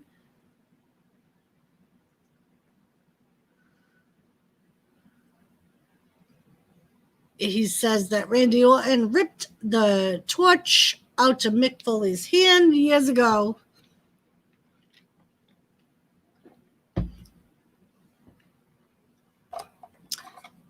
Indeed, I'll give her a bear hug, Dreams.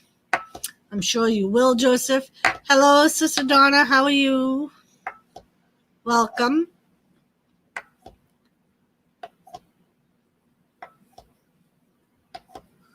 All right, and Drew McIntyre says that Evolution just passed Randy Orton by. And Charlie says, what if Kevin Owens rips the torch out of Randy Orton's hands? And Drew McIntyre says if that happens, then he will be having a talk about the future of Monday Night Raw. And we are back to a commercial. I'm trying to hang in there. They gave me stronger antibiotic shot and see them in a week this year. But I'm dealing. Very nice, Donna. All right. So our main event apparently is Kevin Owens versus Randy Orton. I'm not sure if that's going to affect the Drew McIntyre-Randy Orton match at SummerSlam. I highly doubt it. Don't know if Drew McIntyre will have anything to do with it, but we will have to see. We also still have the Bayley-Asuka match. Yes, Raven, that was funny what R-Truth said, or what R-Truth did. I'm surprised Akira Tozawa did not realize it was R-Truth. Gamer. Randy Orton stole your Tic Tacs. Oh, no. All right.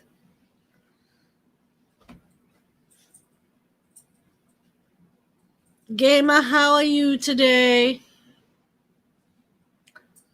Raven, how was your day?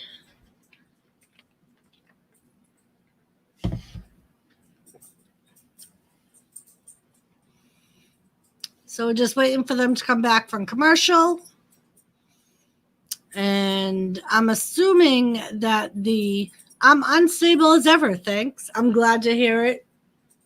Gamer, glad to hear you're still as unstable as we love you.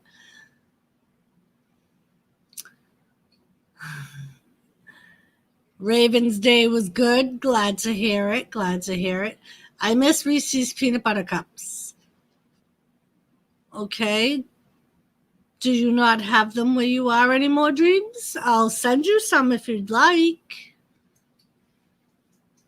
I got little flies in here. I don't know where my Thomas is. He's a pretty decent fly catcher. Good morning, Budgie's Rule. How are you? Oh, that's the commercial. Okay. I gotcha. Oh, you're allergic to peanut butter. Okay, so I will not send you Reese's peanut butter cups. I thought for some reason they ran out of peanut butter cups where you are, but apparently not. Didn't even realize when you said that there was a Reese's peanut butter cup commercial on.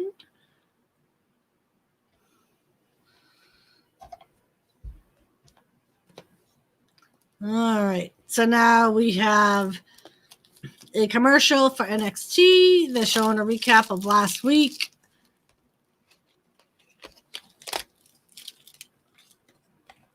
With Pat, the recap was of Pat McAfee and Adam Cole.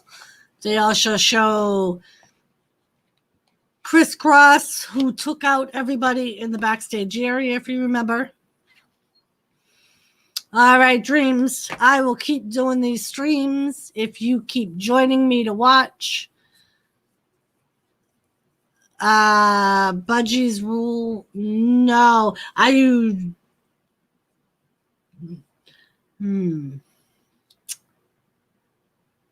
You are not Jones, are you?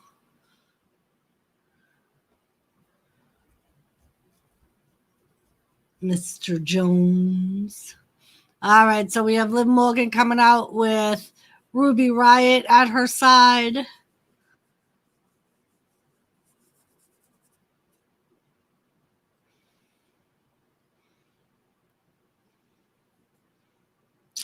Okay, that thunder made my house shake. Oh, you better be careful, Dreams. As much as I love listening to low crackles of thunder, I hate loud crackles of thunder. It scares me. All right, so they're showing a recap of last Monday when Liv Morgan and Ruby Riott went against the Iconics.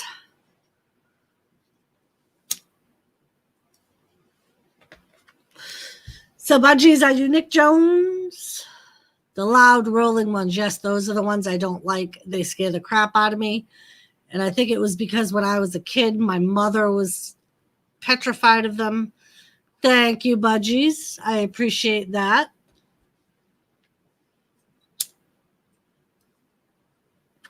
All right, so now we again have Liv Morgan apparently going against someone from the Iconics, I'm assuming. So you are Nick Jones. How many damn channels do you got, Nick Jones? Everybody's throwing you under the train tonight. I love the thunderstorms. I don't mind them as long as it's not that loud crack of thunder that shakes stuff.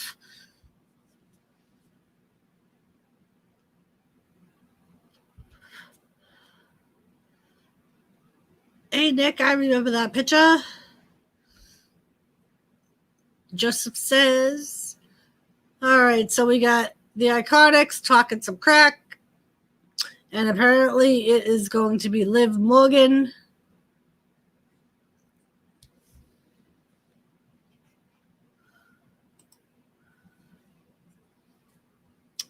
So it's Liv Morgan versus Peyton Royce.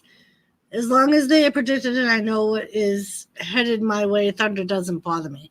Yeah. I like the rain that comes with Thunder. 120, Budgies, Nick Jones says. All right, so we have Peyton Royce who threw Liv Morgan out of the ring, and they are fighting out at the ringside. We still have Ruby Riott and Billie Kay at ringside. Jimmy should be protecting you from them, Doris. Yeah, Jimmy, protect me from the Thunder. And Peyton Royce just gave Liv Morgan a nice spin kick.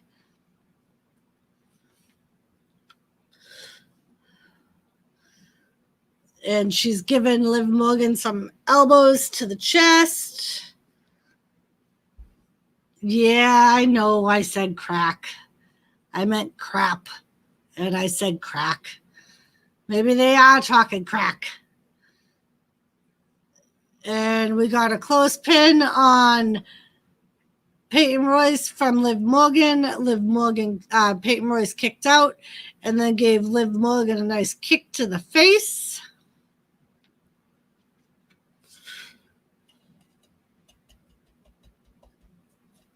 And Liv Morgan's in the corner.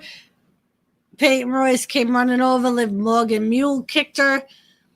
Billie Kay jumps on the apron. And Ruby Riott jumped on the apron to make her get down.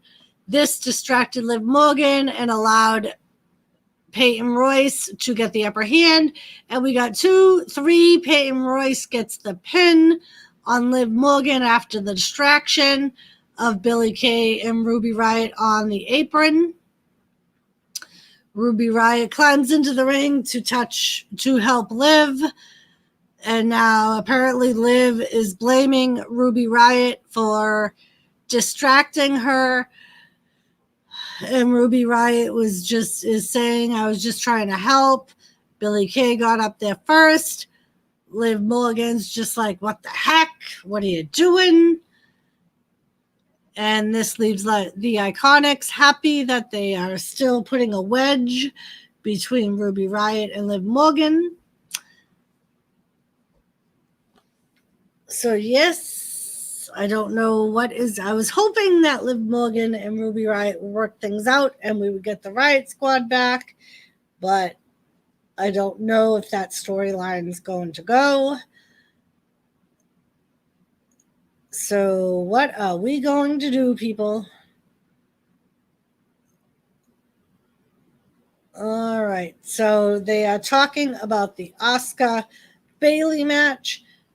As I said, if Asuka wins, she gets to challenge Sasha Banks at SummerSlam. And they are showing a recap of the Shayna Baszler Sasha Banks match where Asuka comes out and attacks Bayley.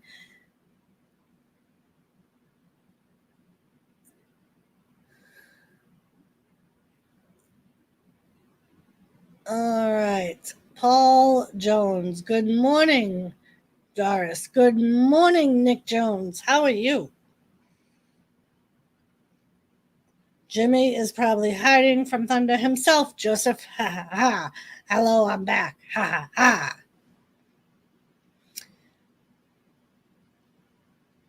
Don't forget to hit the like button. Thank you, Nick Jones. I appreciate that. All right, now we are showing the Raw Underground again. Shane McMahon is back there with the big guy that's protected the doors. And he's saying that Raw Underground is going to start right now. All right. Now we are at a commercial break again. So it looks like we may have to live through a little bit more of the Raw Underground again. No way, Lisa. He is brave, Joseph Grohl says. Jimmy, say thank you to Joseph for saying you're brave. He's probably just got me running in the background, but you never know. Maybe he's got my volume up. Maybe. maybe. So, Lisa, how are the kids? I haven't gotten a chance. Did you watch the news conference for the freaking what's his face's family there?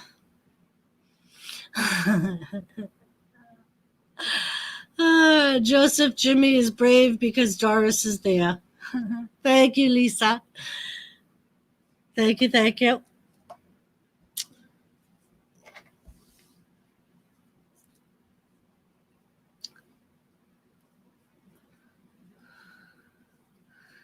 So apparently, Lisa, there's a rumor going around that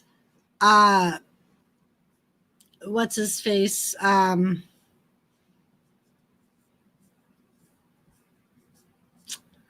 Not John Lewis. John Lewis is the guy that's missing. The guy that took over Tiger King's zoo.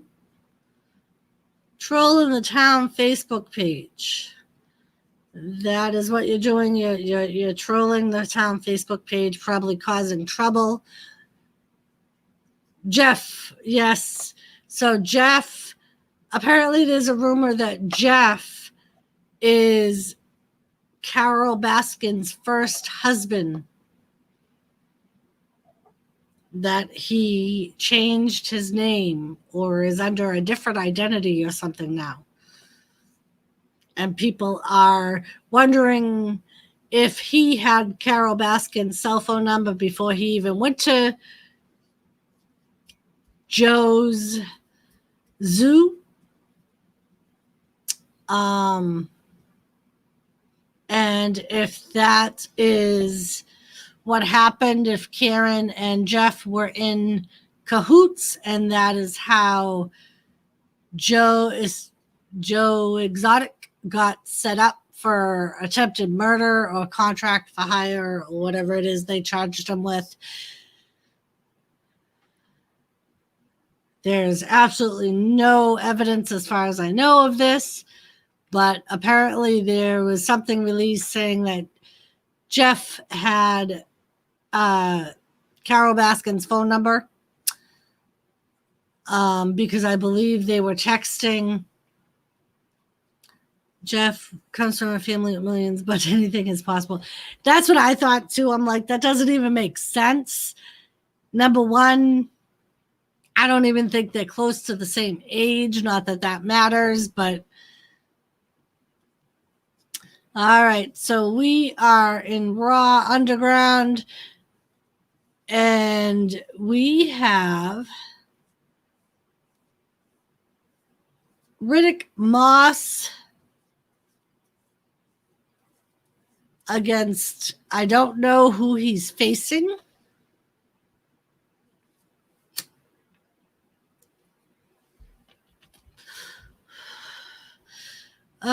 Jimmy C and friends, keep telling yourself that you're just a shit stirrer and you know it. All right, so now they're going off the platform. Like I said, it's Riddick Moss. I'm really not sure who he is. It does look like Dolph, but I don't. Maybe it is Dolph. I think he might be a little bit too tall to be Dolph Ziggler. I could be wrong.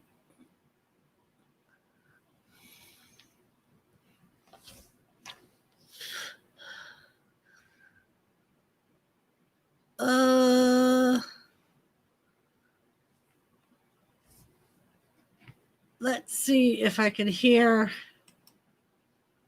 McMahon say name.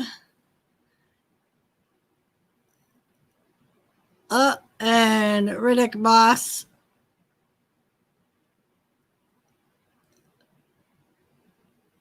gets the win.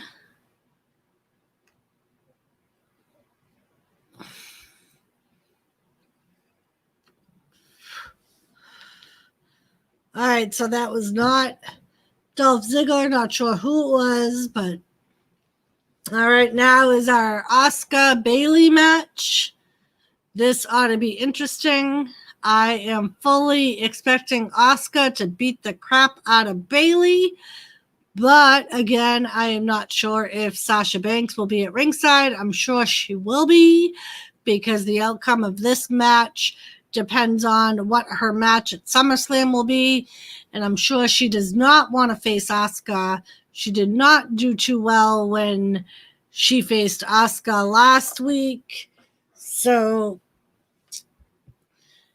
I am sure that Sasha Banks will have something to do with it.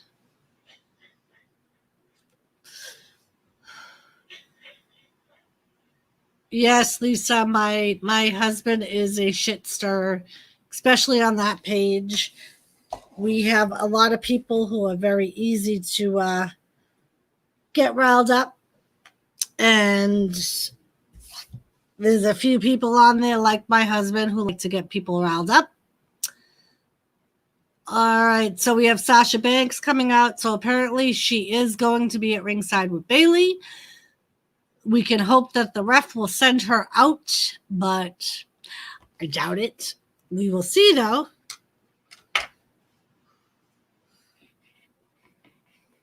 All right. So we have Asuka versus Bayley. People who get butthurt on stuff. Yes, they do. Dreams. The worst thing about my town is people get butthurt over the stupidest things.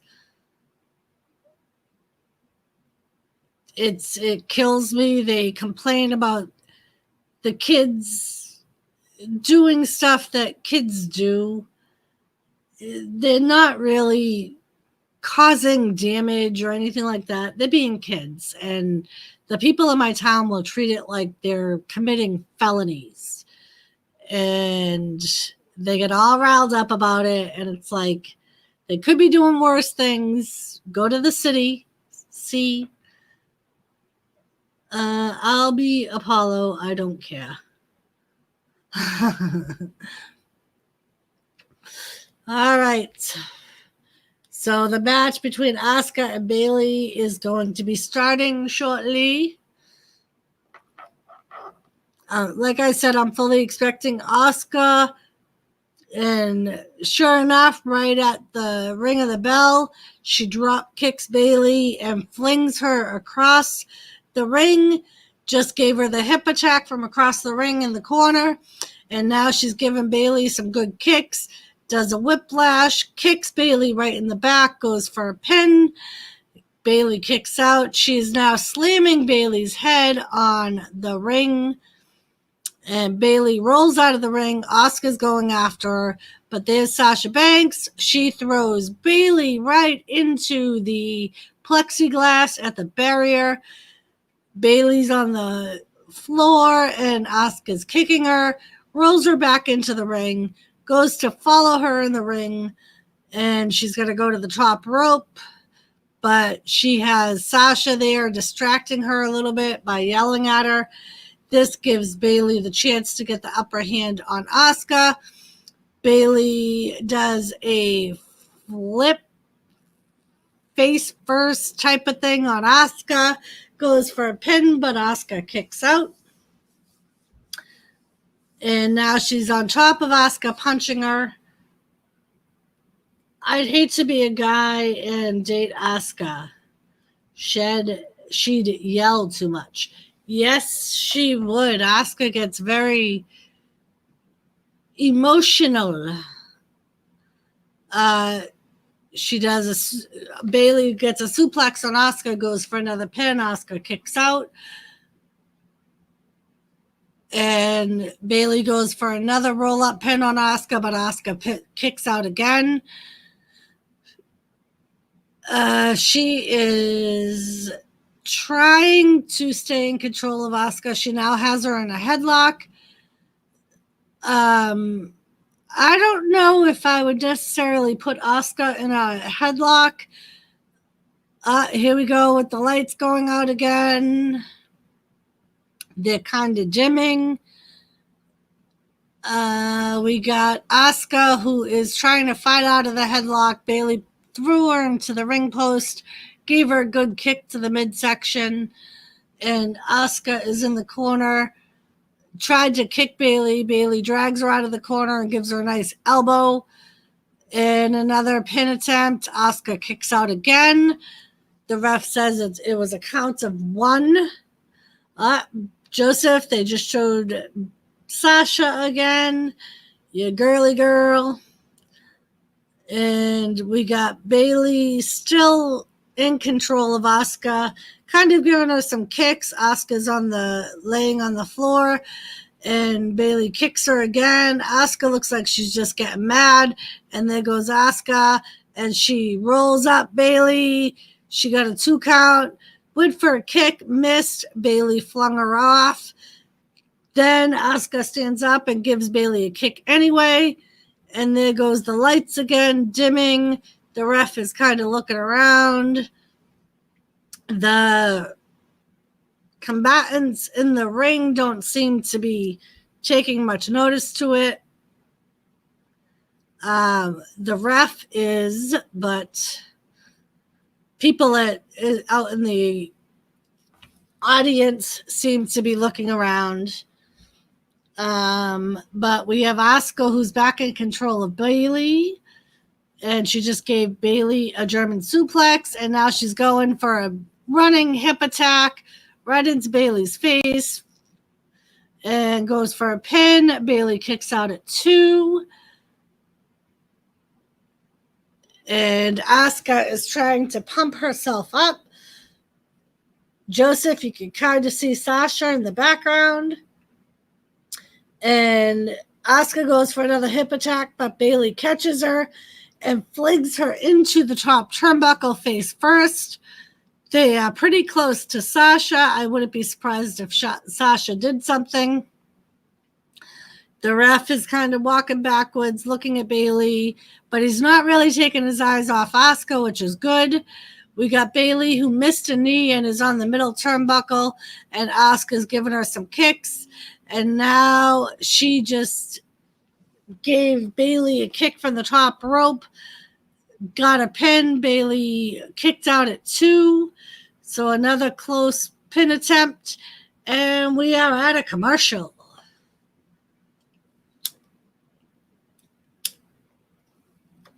Joseph, you're very quiet. They've showed your girl a couple of times. Although Joseph has had some problems with his phone. So that may be the case now.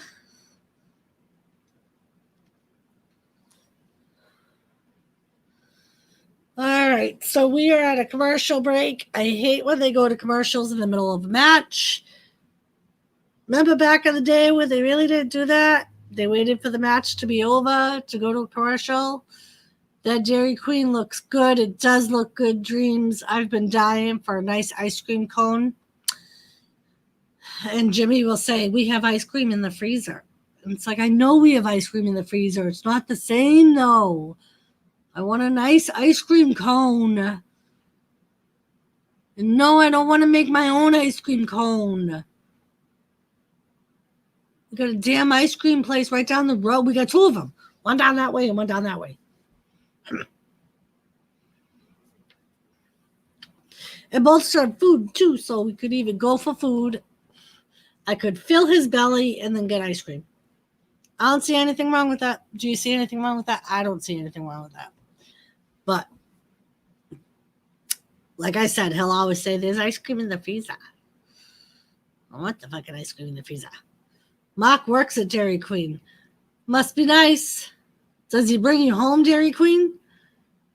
Now here comes the rain. Here comes the rain.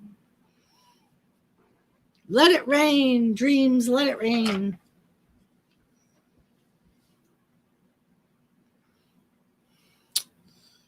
How does that song go? Let the rain, here comes the rain, let the rain come, something like that. Would you stop it? Stop it.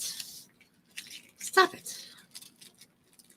Yeah, he does sometimes. Sometimes. See, we don't have a Dairy Queen near us, but we have it's called what the hell is it called? No, I'm not going to be able to remember. It's like a well-known. Jimmy, help me out here. What is it? It's like a well-known ice cream place. They don't have soft serve. They have the regular scoopable ice cream, but they're really good and they have like tons of flavors. And then we have a little ice cream place down this way. I don't know if they have soft serve or regular ice cream. I've never gotten ice cream there.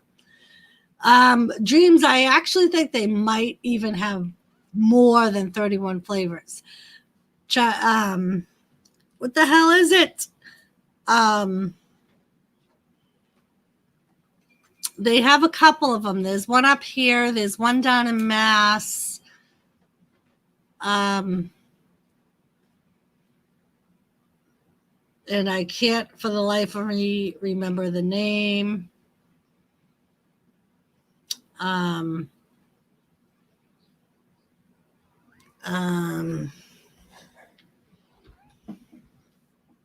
Thomas. All right, we are back to wrestling.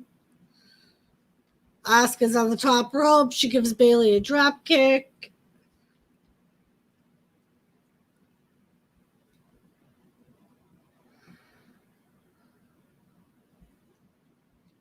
Really? Yep. Exactly, Donna. I'm going to Google it. Thomas. He hates when I'm on my phone. It's not Kimball's. Kimball Farm.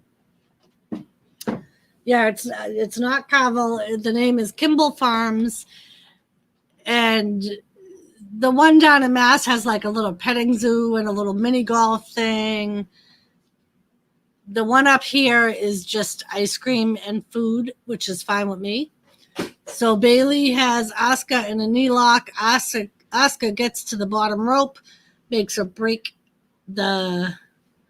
Yeah, Donna, they're not a chain.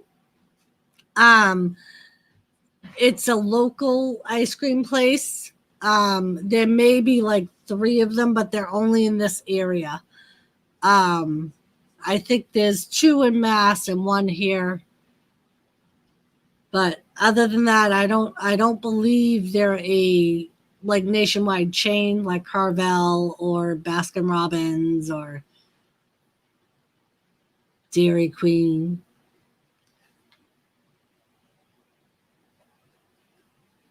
But they do have very good ice cream. All right, and there we go. We got Sasha Banks getting involved. After Asuka being in the knee lock, she banged Asuka's knee against the apron while Bayley was distracting the ref.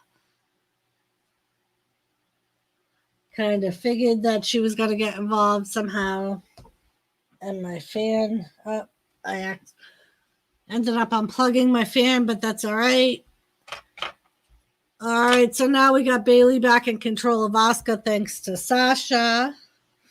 She's given Asuka elbows into the corner, and Asuka rolls her up 1, 2, kick out by Bayley, and now she's got Bayley in a octopus type submission move. She's basically got Bayley bent in half almost, but Bayley is able to power out. Now Asuka's got Bayley in the Asuka lock. And is Bayley going to tap out? Bayley looks like she's putting Asuka into a pin. Asuka, let's go at 2. And Bayley just gave Asuka a power bomb. She's got her back into very interesting. This is some sort of almost like a backwards for Nelson, four-legged for figure 4. Okay, sounding total girl here. I don't like Bayley's hair. I don't like her hair either, Dreams. Now we got Asuka, who put Bayley in a knee bar. And we got Bayley, who is trying to roll her up for a pin, and Asuka powers out and keeps the leg lock on. Bayley is now out of the knee lock, but Asuka ends up getting her in a pin. Bayley kicks out at 2. And we have Asuka, who just gave Bayley a knee attack strike, goes for the pin. Bayley kicks out at 2 again. And Sasha Banks looks worried, Joseph. She knows if she goes against Asuka, she's going to get her butt kicked and she's going to lose her title, Joseph. And now we got the Bayley and Asuka elbowing each other in the middle of the ring, both kind of running out of gas, it looks like. And we got Asuka, who does her fiery punches, and she just gave Bayley a big knee to the face. And Bayley is out of it in the corner. Asuka goes over to her, and what's going to happen? They're kind of close to Sasha. She is trying to get Bayley on the top turnbuckle. She gets her up there, and she's climbing up there with her. Some sort of suplex, maybe. She is elbowing Bayley in the head. Bayley starts fighting back, knocks Asuka down, and now Bayley looks like she's going to go for the flying elbow, maybe. And yes, she gets the flying elbow, pins Asuka 2, and a kick out at 2 by Asuka. Very exciting, very, very exciting. Let me make sure that my chat is up to date. I know last week my chat froze or something, so I was way behind on comments. But all right, so we have Bayley, who is back in control of Asuka, and she just did a spinning elbow to Asuka. Asuka is getting back up, and Bayley does a sunset flip into the corner. Oh, and she is mimicking Kairi Sane's stomp to the other corner, and Asuka did not take too kindly to that. She's got Bayley locked in the Asuka lock, and Bayley taps out. Bayley taps out. And you know what that means. Sasha runs after Asuka, and Asuka gets out of the ring and says, no, she's coming for her title, Joseph. Asuka is coming for her title. Sasha is scared because she knows Asuka is going to kick her ass. All right. So that was a pretty decent match. I thought it was pretty good. Bayley's probably going to regret doing the little Kairi Sane thing because that just seemed to infuriate Asuka. And Asuka is our winner. And now it will be Asuka against Sasha Banks for the SmackDown Women's Championship or Raw Women's Championship. And now we are back to Raw Underground. We got Arturo Ruiz, and he is a 17-time amateur wrestling champion, Shane McMahon says, and he is going against, I'm not really sure who that is, but Arturo gives him some good kicks, gets him out of the ring thing, and the guy gets back in and is going to regret that because Arturo seems to be completely overpowering him, giving him elbow shots in the head. And we have him now punching this guy in the head. And Shane is telling the other guy to cover up. Ooh, big elbows in the head. All right, so now we are going into what looks like it might be a arm lock. Nope. The other kid seems to be trying to push Arturo off him, but I think Arturo is kind of overpowering this kid. He's got quite a and he just spin kicked him, and this kid is out. And the ref pushes Arturo off him. This is a KO. It looks like this kid is out.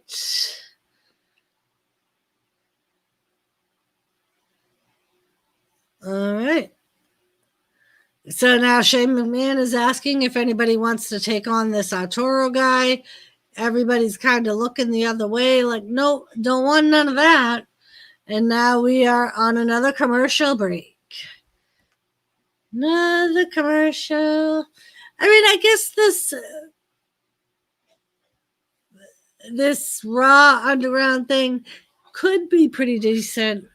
It seems like it would be a decent mix. I mean, I really look at it as almost a mix between wrestling and MMA in a way, or martial arts. But again, I think it needs its own show. I don't think it needs to be an afterthought of Raw. So I'm really not sure if this is just a way to launch it, maybe. See if it takes off, see what their viewership does in this hour of Raw, if it gets affected as much. It could also be a space filler, something to fill that space. As we know, they are having more superstars that are testing positive for COVID, so they're losing more and more people. There's less people to wrestle on Raw and SmackDown, so they're probably looking for some way to fill that 3 hours of Raw. I think it'll take us a bit to get used to it, but I guess it could be pretty good. But again, I think it needs its own show. Even if they did like an hour show on like a Saturday or something like they used to do at Main Event, and let it get its launch that way, I think that would be a little bit better.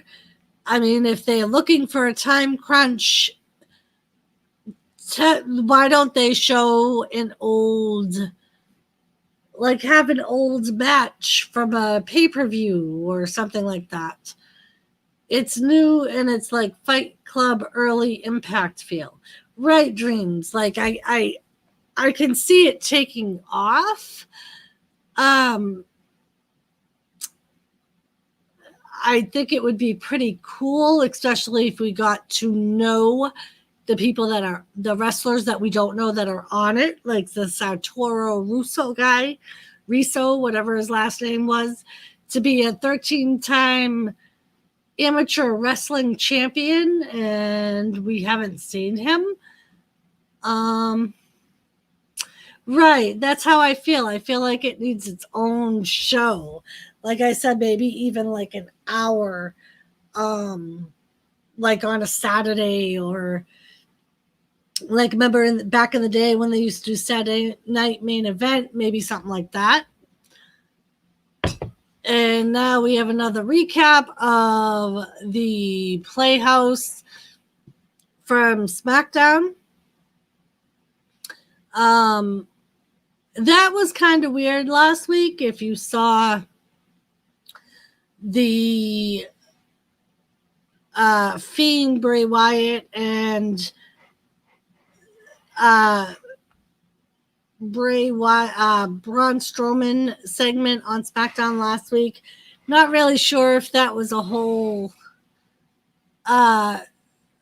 daydream by Bray Wyatt with Alexa Bliss in the ring, or if that was actually happening. But it seemed like as soon as Braun Strowman started talking to Bray, Alexa Bliss kind of disappeared. All right, and now we are back to Raw Underground. Once again, we have a huge guy versus a little guy. And once again, the big guy is pretty much throwing the little guy around like you would expect. And it doesn't seem like they're too evenly matched. I think they are grooming Alexa to be Sister Abigail and take her away from the blonde bombshell feel. I feel the same way, Dreams. I believe her being put into the Fiend's move there, that finger down the throat. Oh, this just got interesting. Shayna Baszler just got into the ring with this guy who just got done throwing around the little guy.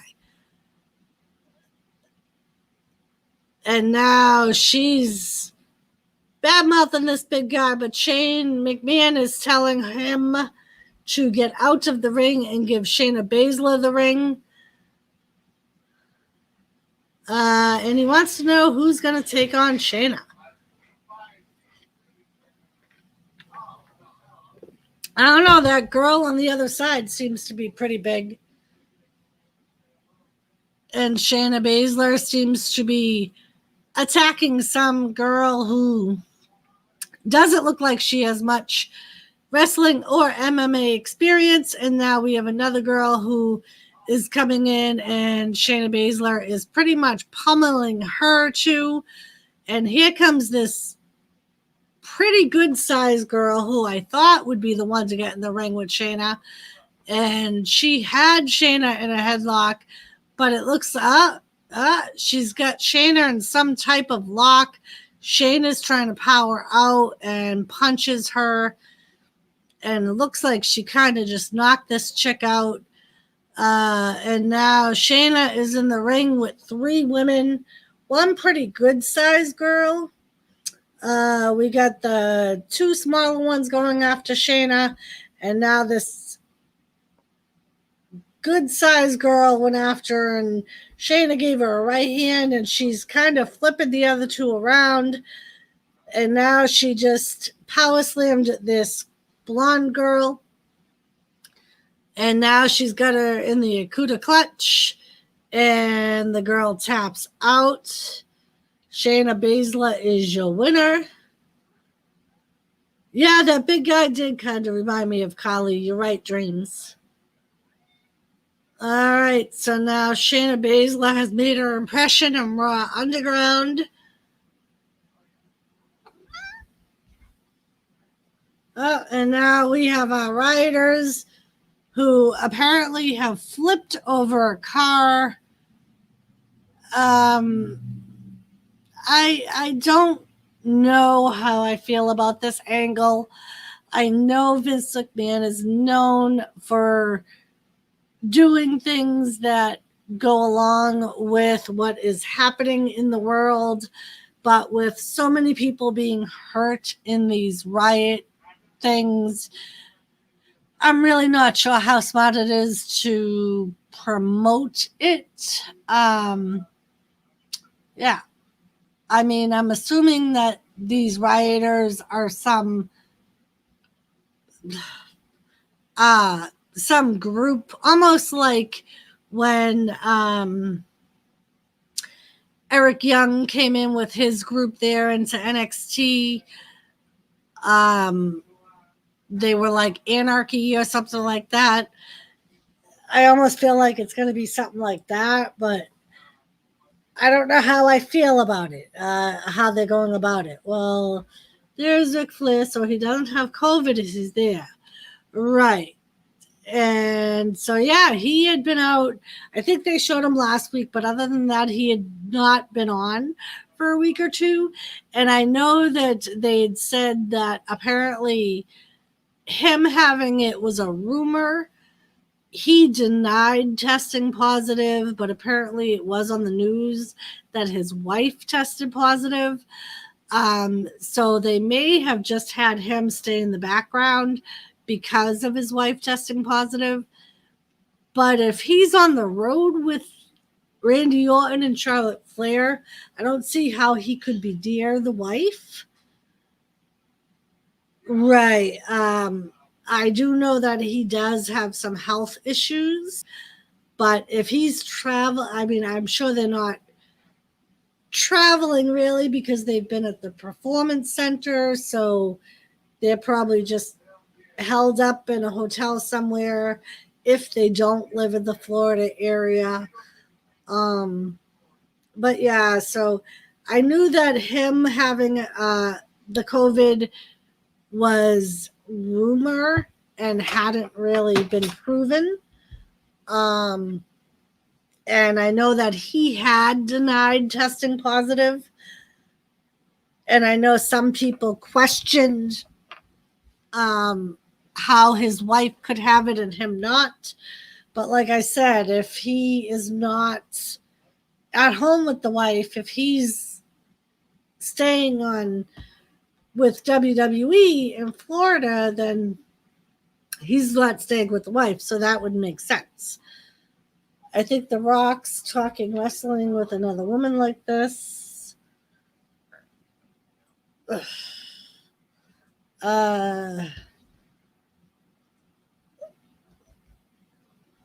Okay. I know The Rock's daughter is, his oldest daughter is, I believe, training to make a debut in WWE. I believe she's like 18 or 19 years old. Oh, this rocks. Oh, okay. I thought you said, I know this. Rock's talking wrestling with another woman. Yes, Dreams. I enjoy it too. And it's funny because that's what made me start this whole thing, because of Gary, Joseph Grohl, and I believe Dave Larson kept saying how cool it would be for a woman to do a wrestling show. And I kept going, oh, they have all of them. There's tons of them out there. And they're like, but there's no women doing it. It'll be cool to talk wrestling with a woman. But I certainly am enjoying it. And I do enjoy these streams. I live with my hubby and son, and I got no woman's talk wrestling with. Me neither, Dreams. My husband don't even like wrestling, so I can't even talk to him about wrestling. He hates wrestling. And none of my friends really watch wrestling, so. All right, so apparently after Raw on Raw Talk, Bianca Belair and Shayna Baszler will be on. I don't really watch the Raw Talk, but I probably should just to keep up on the news or whatever. But all right, so we have Randy Orton in the ring, and he is going against Kevin Owens. Randy Orton does have Ric Flair at ringside, and Kevin Owens is going to come out by herself.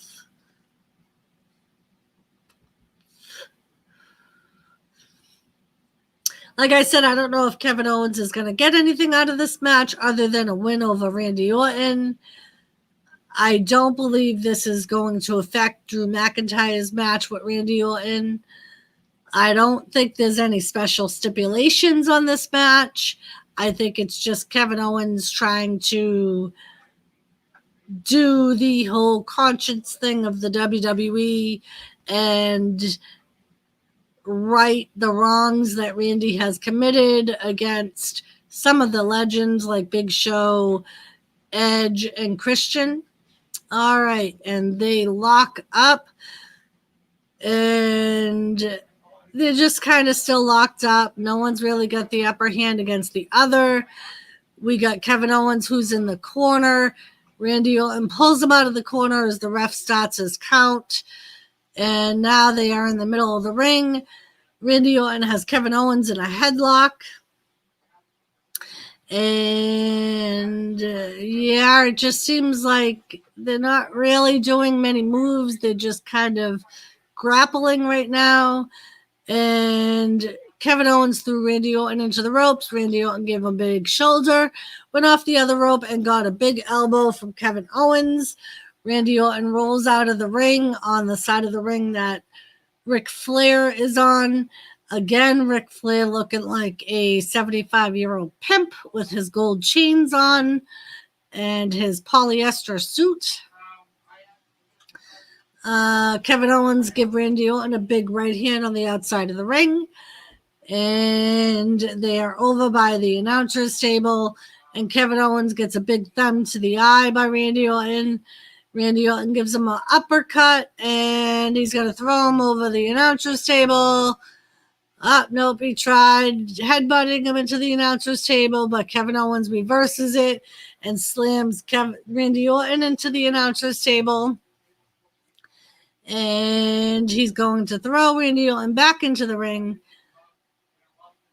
And he's stomping Randy Orton a little bit.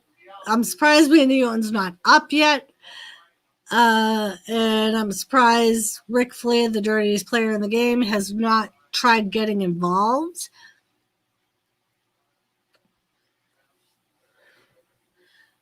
All right, so we got Randy Orton who's giving Kevin Owens some chops, and Kevin Owens flings Randy Orton into the rope again, tries to give Randy Orton the KO, and Randy Orton reverses it, tries to give Kevin the RKO, and Kevin reverses that. And now we have the rolling swanton into Randy Orton in the corner. Randy Orton rolls out of the ring. And now another rolling swanton into Randy Orton against the barricade. And Kevin Owens is asking Rick, how's that, Rick? Randy's age is going to backfire on him one day. Oh, his ego. I should put my glasses back on. Yeah, Dream, I think so. I think that's what happened like 10 years ago when he got this legend killer character name. Yep, another freaking commercial, Dreams. But I almost want it, like, it's got to be leading into a story, I think, a storyline, this whole legend killer thing. I almost want to say that maybe a legend is going to come back to take Randy out, maybe even The Rock. Maybe we'll have a Rock Randy Orton match at Royal Rumble, a Survivor Series. I don't know if they had too many matches back in the day together, The Rock and Randy Orton. I think their paths never really crossed. I think for the most part, The Rock was gone from WWE when Randy Orton debuted. I could be wrong. They could have had a little bit of an overlap there, but I don't think it was much of an overlap. So I'm not really sure if they've ever had a match together. I know Randy Orton has gone against The Undertaker, so it won't be The Undertaker.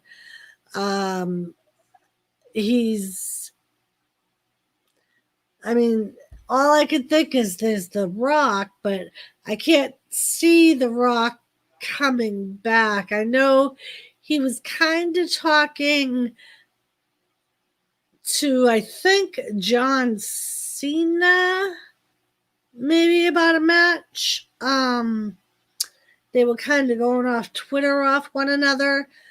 But I don't know if there's anything ironclad about that.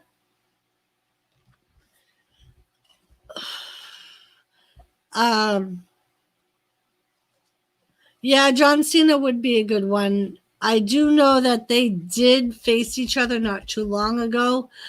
CM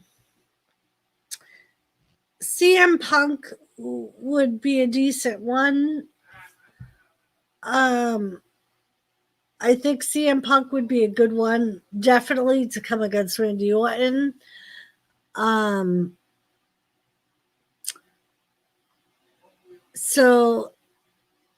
Yeah, the only thing with John Cena and Randy Orton is they kind of came up together. They debuted right around the same time. I think they were at the Performance Center at the same time. So I don't know if John Cena would be a legend in Randy Orton's eyes, where he's kind of had the same length of a career as Randy Orton has. CM Punk, I think it would be a decent match. I don't know if CM Punk can really be considered a legend in WWE. I am trying to think of someone. I mean, I know he's already gone against Triple H. Has he gone against Shawn Michaels? I'm not really sure. I don't remember them having a big feud. I think Shawn Michaels was semi-retired when Randy Orton made his debut. It wouldn't be pertinent to the storyline as Legend Killer, though. Right, and that's what I mean. Like John Cena or CM Punk wouldn't be like legends to come back to stop the Legend Killer. I almost wonder if the possibility of Randy turning against Ric Flair and this causing a legend to come back. The only thing with that angle, with the Ric Flair angle, is the one to come back would probably be Triple H. And I think we've seen that feud and it's run its course. And I don't know if, Triple H is a Hall of Famer, but is he really a legend, like in standards of like Undertaker or Mick Foley or one of them? He had a great career, yes. He's definitely a Hall of Famer, yes. A legend in some ways, but or Shawn Michaels because he did inflate his career as a wrestler. Yes. I was thinking Shawn Michaels would come out if Randy Orton attacked Ric Flair as kind of like the protector to Ric Flair. Because we all know Shawn Michaels did not want to end Ric Flair's career, although being honored that Ric Flair chose him to end it. So now we have Randy Orton, who has the upper hand on Kevin Owens. Yeah, I think that's the only thing I can think of if they're trying to build on this Legend Killer storyline, is that he's going to go attack either Ric Flair. Yes, Dreams. That kills me every time I watch that, when he says, "I love you, I'm sorry," and then gives Ric Flair the chin music.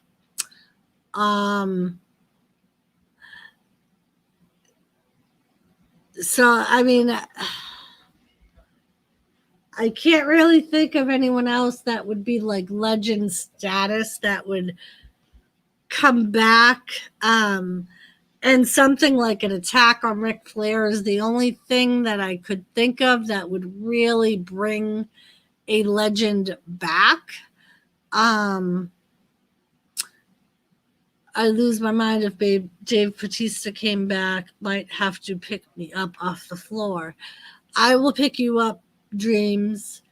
I know Dave Bautista has talked about coming back to wrestling temporarily. I know he does not want to make it full time because he is into the movies. But I don't know. We've seen Dave Bautista come to Ric Flair's honor when Shawn Michaels ended Ric Flair's career. So that would make sense if he came back to. I mean, and it would make sense because they were in the same group together. They were in Evolution. So that would make sense. I mean, other than that, I really can't think of anyone else that would come back. I mean, I kind of see Edge coming back, but I don't think that would cause the Legend Killer storyline to grow, because Edge is a legend that Randy Orton has already taken out. So I don't think, almost like a Big Show type of thing, where Big Show came to the protection of Edge and Christian, or to revenge them being taken out. He has a lot of recovery time for that last match, right? Because he did. So that's like, I see him eventually coming back, but I don't see him coming back anytime soon. I'm sure if he is truly injured, I'm sure they're going to want him to take his time to recover with all the previous surgeries he's had. 1, 2, almost a 3, but Randy Orton kicks out. Ric Flair is cheering Randy Orton on. The only other thing I can think of, Dreams, and this might be far-fetched, is if somebody like Booker T came out and took Randy Orton out, and Randy Orton just gave Kevin Owens the RKO out of nowhere, 2, 3, and Randy Orton gets the pin on Kevin Owens with the RKO.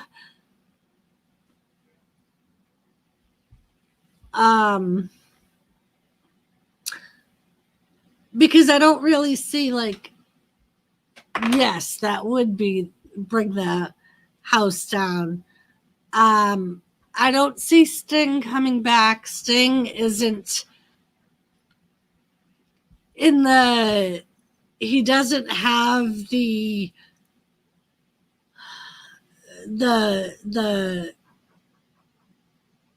he's still got some injuries lingering, the Sting does.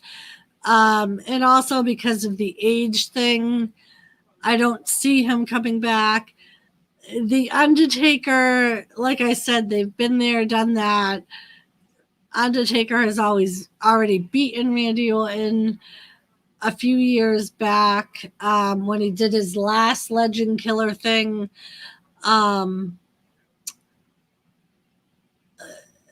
Other than that, maybe Kane. Somebody in that type of stature. That's the only thing I can see pushing this Legend Killer storyline forward.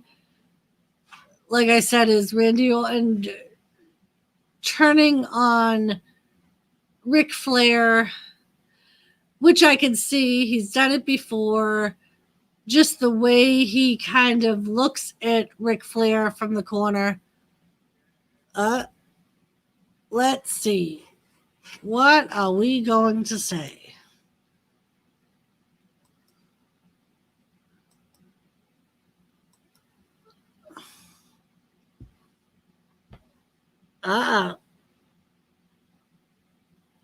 Dreams, we might have called it. Maybe.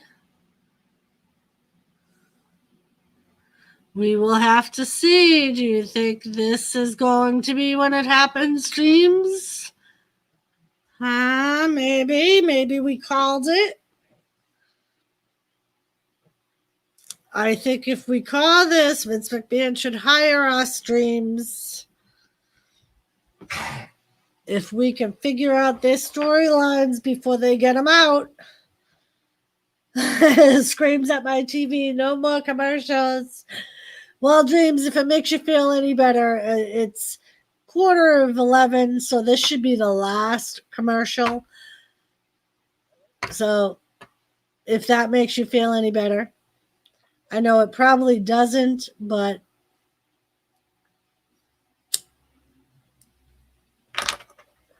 so it's interesting to see what this is going to be between Randy Orton and Ric Flair.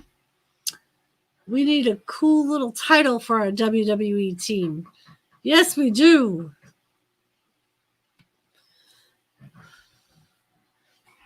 What should we call ourselves?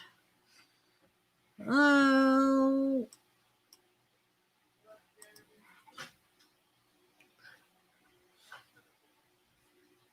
I would say the blonde bombshells, but at this point, neither one of us are blonde and we're not bombshells. So, not only that, but I think that name was already taken a long time ago. There might be some type of marketing thing against us taking that. What about something like the old hags? Can we do something like the old hags, Dream?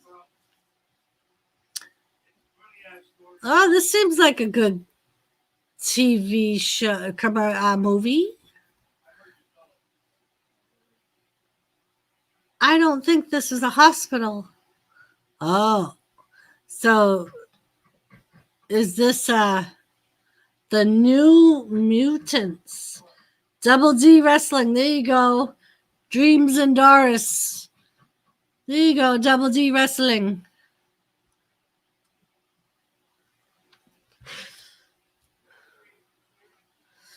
There you go, Dreams. We got it now. Social distancing. So, Dreams, how is hubby liking being back to work? I know he just went back to work last week. Is he enjoying it? Must be nice to have him out of the house for a bit.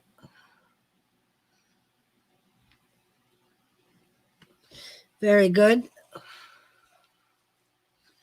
All right, so we are back. He is a man that needs to work. Yeah, me too, Dreams. I was thankful to go back to work. All right, so.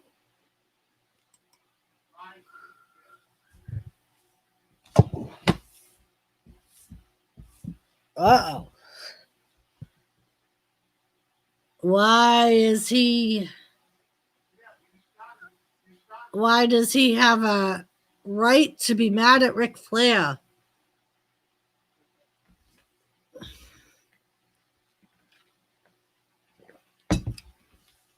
Ah. Ah.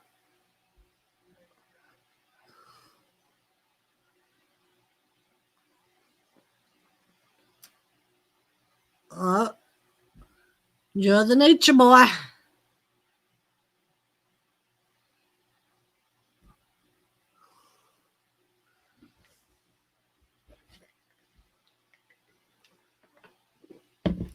All right, Dreams.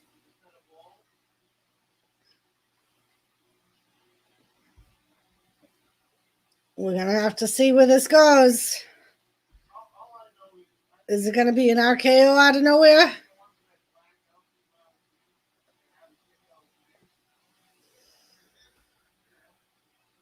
Peoria, Illinois.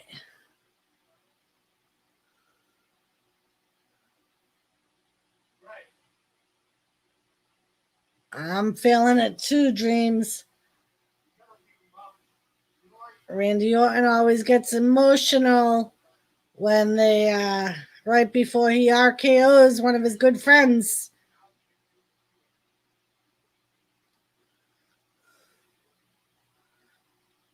He told Edge that he loved him too, and that's why he did what he did to Edge. Uh-oh. He don't respect him anymore. Uh-oh.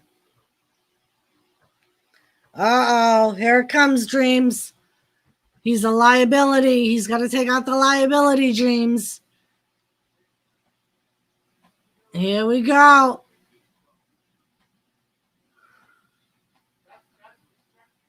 All right.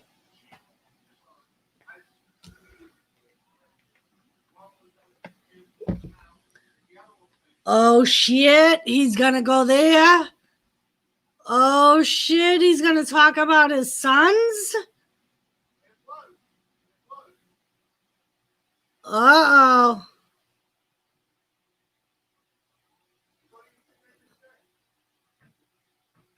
Oh, Lisa. Randy Orton, I think, is about to RKO Ric Flair.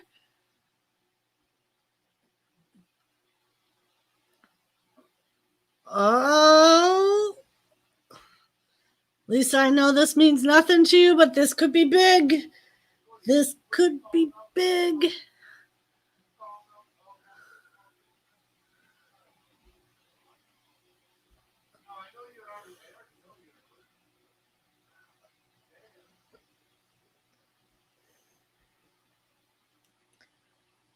Uh-oh.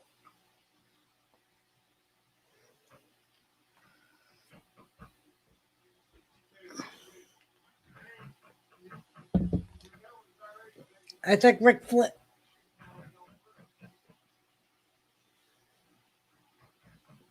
Flair can break more than a hip, Lisa.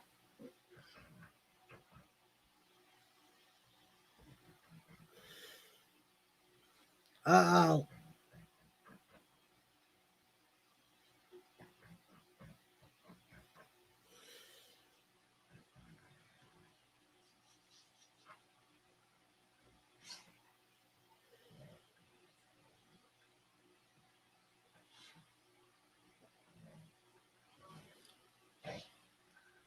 Number one.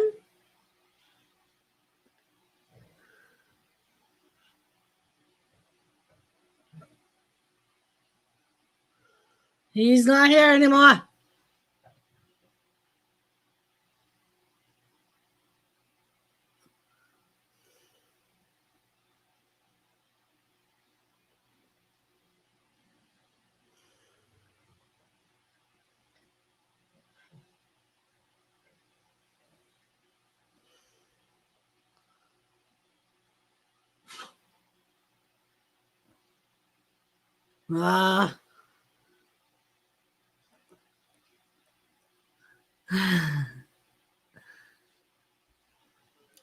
Can Seth feel it?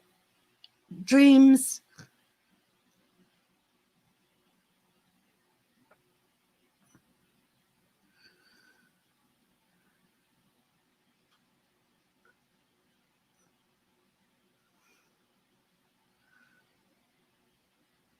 Ooh.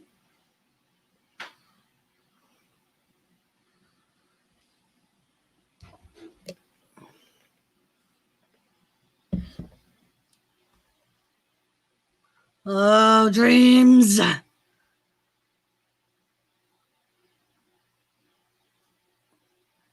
Oh.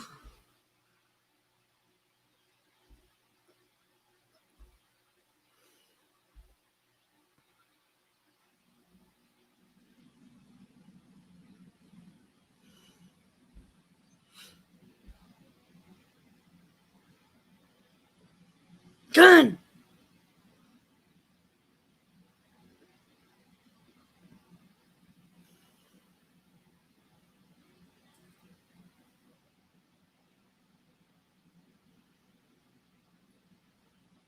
Oh.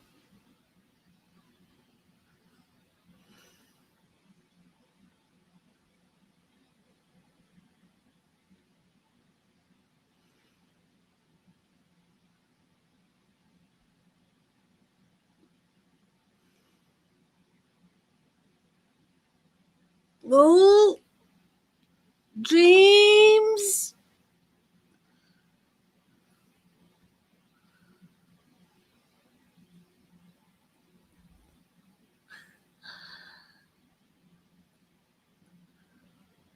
He's showing weakness. Randy eats that. Yes, he does.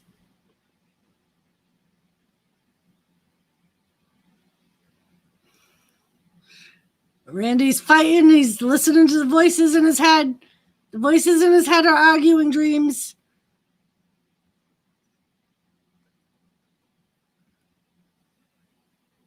Oh. Get ready, Seth. Tell him, Dreams, get ready. Get ready.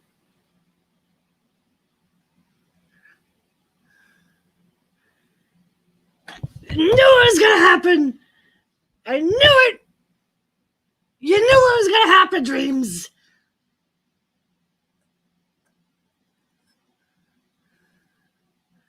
He didn't RKO him, but he can still punt him, Dreams. He can still punt him.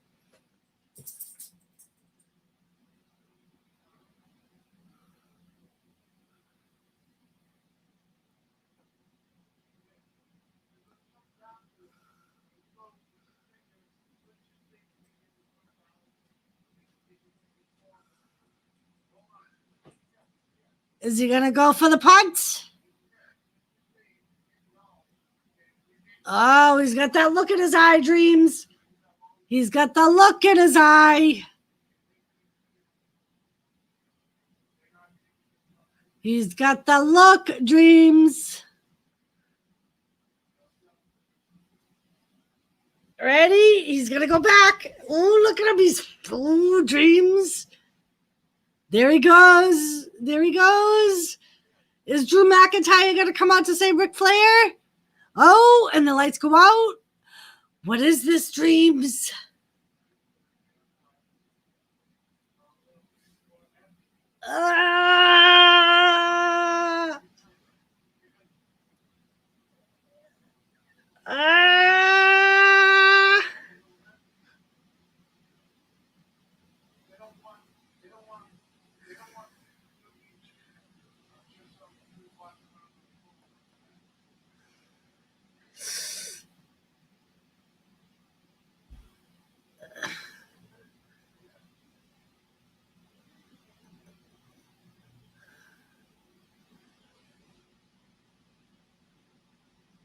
Dreams.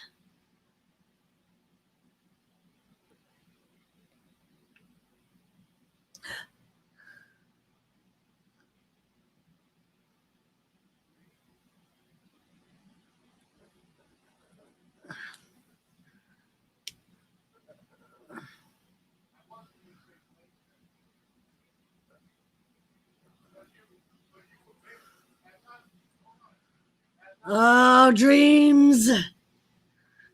I got one, Dreams. Dreams.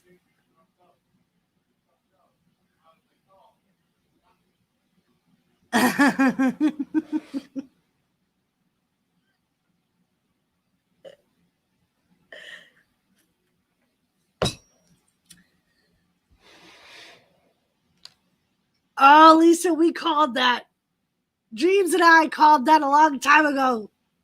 Like minutes ago. We said Randy Orton was going to turn on Ric Flair.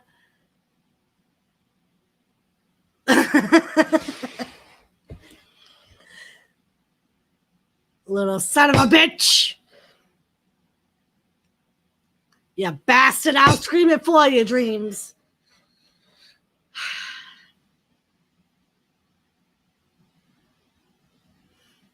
Look at that look. Ooh.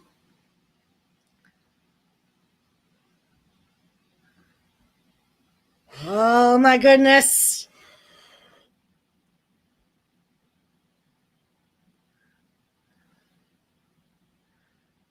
All right, so think this is going to bring Charlotte Flair back? It just might. Oh, I'm going to hurt you. I'm going to hurt you bad.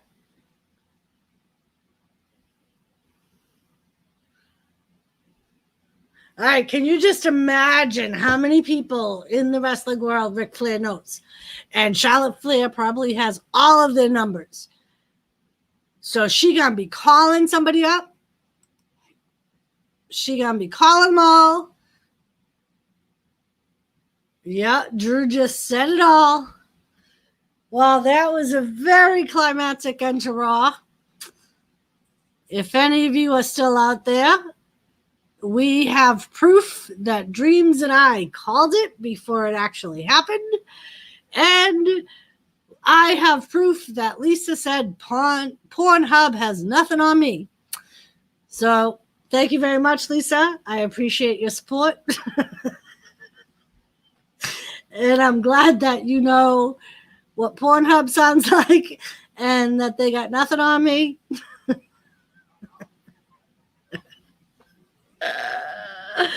Oh, yes, Dreams. I bet your fingers do hurt. Did you beat up your typewriter? Your keyboard? Is your TV still working, Dreams? You didn't throw something at your TV, did you? Did you? Can you imagine what Joseph Grohl is doing right now? He's probably flipping the hell out. Joseph, where are you? With your damn piece of crap phone. Joseph, you're not here. I'm surprised you restrained yourself too. I'm proud of you. All right. So now we know that, I'll say it once again, Dreams and I was right. And Randy Orton turned against Ric Flair. Right? Joseph lost the Woo card. We took it away. He wasn't here to partake in that event with us. Gary wasn't here to partake in that situation with us. And that was a very big moment. I told y'all at the beginning that this was going to be a good night for Raw because of SummerSlam coming up. But yeah, that was very good. As you know, yep, the men, as Dream said, the men wussed out and the ladies hung out. Even Lisa hung and all you losers left. But yes.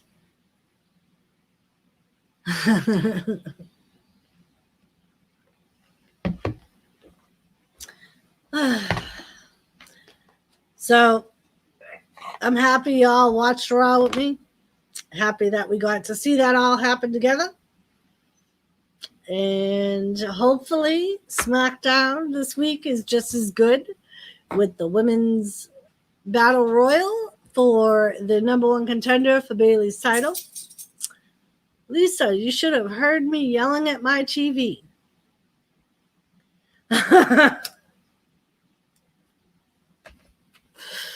Yes, Lisa, that was a big event.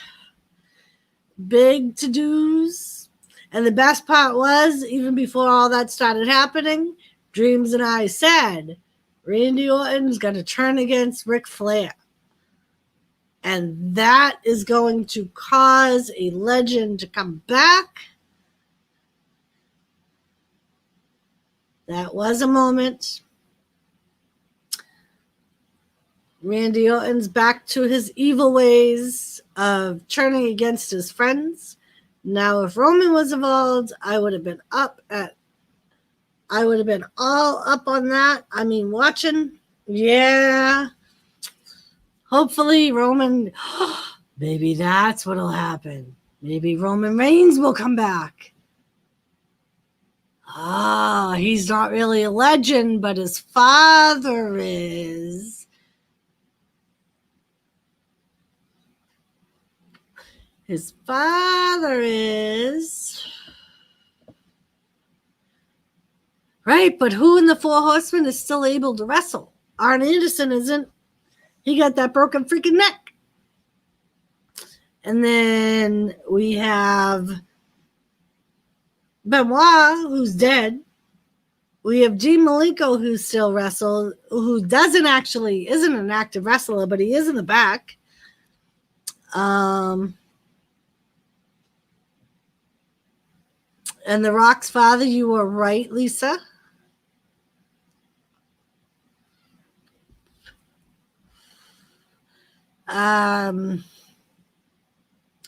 So yeah, it's got to be somebody that came up with Ric Flair, like only DMX, maybe. You mean DX Dreams? Maybe.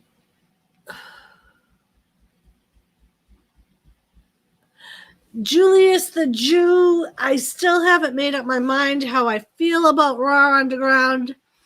I said earlier that I thought it looked like it could be good, but I think that, and Dreams agrees, I think it needs its own platform, its own show.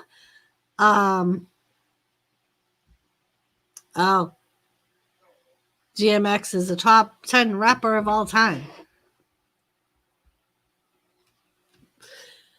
Oh, I was thinking wrestling. Okay. Sorry.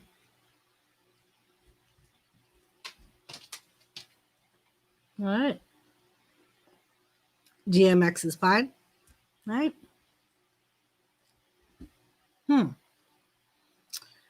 All right. So, yeah, Julius, I really haven't made up my mind about the Raw Underground. I think they need their own show. I don't think they should be a part of a Raw segment. I know it's probably part of that to be a filler for the 3 hours of Raw. But I think if it's really going to take off, they need to give it its own show. I know that will probably happen at some points. And Julius is about to smoke a Newport 100. Have at it, Julius. I will have my cigarette with you. It's not a Newport, but it is 100.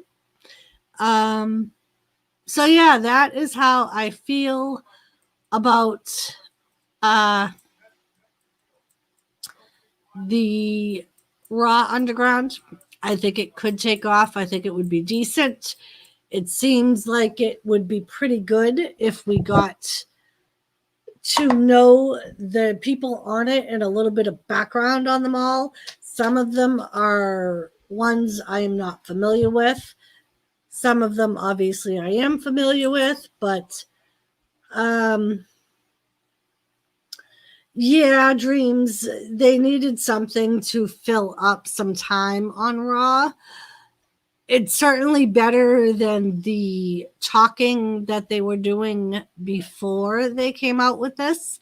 And I think that's why a lot of their ratings were slipping, because they were doing a lot of talking and things like that. And I'm sure doing the cinematic matches is costing a lot of money, time and money. So I'm sure they're not going to do that on a weekly show. They will save that for the pay-per-views, which is fine with me.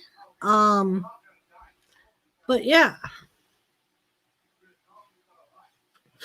Right, Dreams. That's how I feel. It needs to be its own entity. They need to separate it and maybe do, because there are a lot of MMA fighters that are wanting to come into wrestling, and maybe this would give them a little more of their own style, where it's not all wrestling, which is not too similar to MMA, kind of similar, but not too similar. At least the Raw Underground, it seems like they are able to get away with a little bit more. So I think it would be more suitable to an MMA fighter. So for the MMA fighters that are coming, to wrestling from MMA or national or martial arts, I think it would be better for them. Oh yeah, Dreams. Stephanie will definitely be the one that takes over Raw. WWE, in my opinion, it may be a co-thing between her and Shane, but I think she will be creatively in control. Shane may be kind of just off to the side. But she definitely has put more time into WWE than Shane has, in my opinion. All those years that he was gone, she stuck it out and she stayed there and kept up with the product and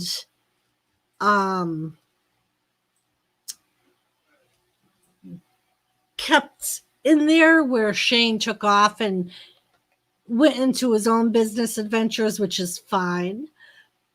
But I feel like that has put her at more of an advantage for being in creative control, her and Hunter, as far as the WWE. And like I said, maybe Shane will be almost in the same capacity he is now, just more of a shareholder, but just kind of like a periodic showing. But yeah, that's kind of how I feel about the whole thing. We will have to see what happens with this Ric Flair angle with Randy Orton, other than his match with Drew McIntyre at SummerSlam. I'm sure it's going to develop more out of that.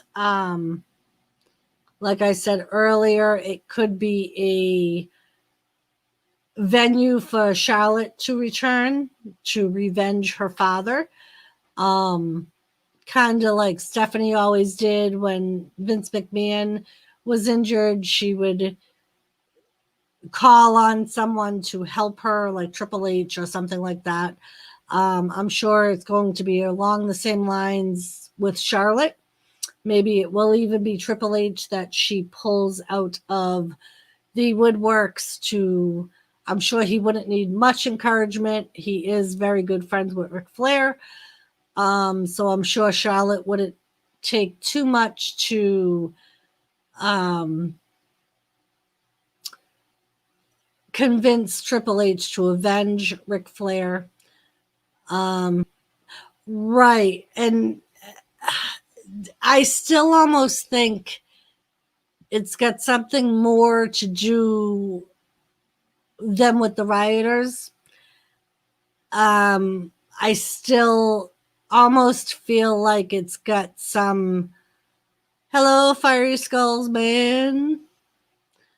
I feel like it still has something to do with someone returning, like the new Kane or something like that.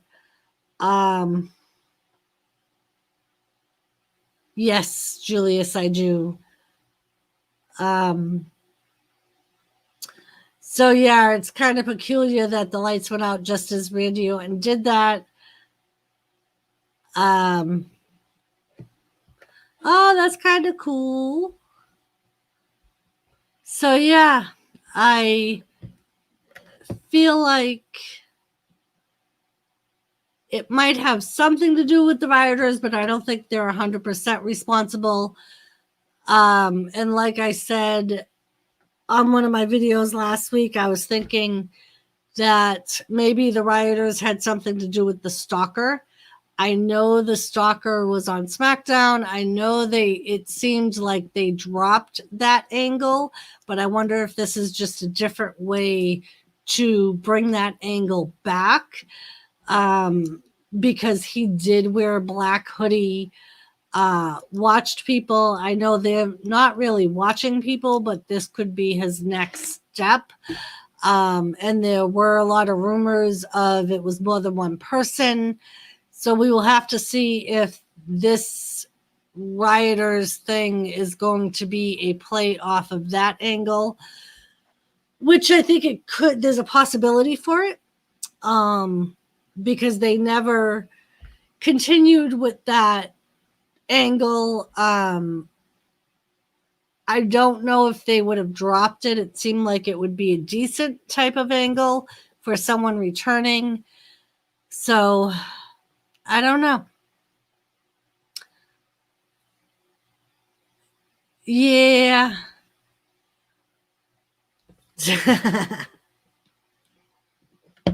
Yeah, at least I think he's still here because the live stream he was on just ended.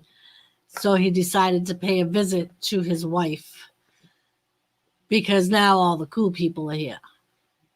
That's why he's back over here.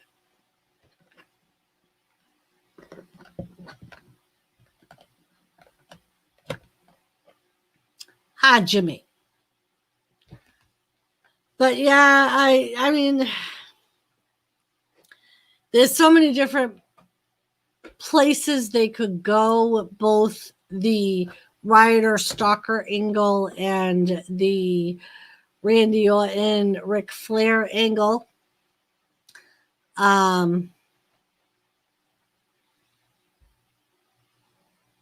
Exactly, Dreams. It could be the return of Charlotte Flair, which I'm sure it is.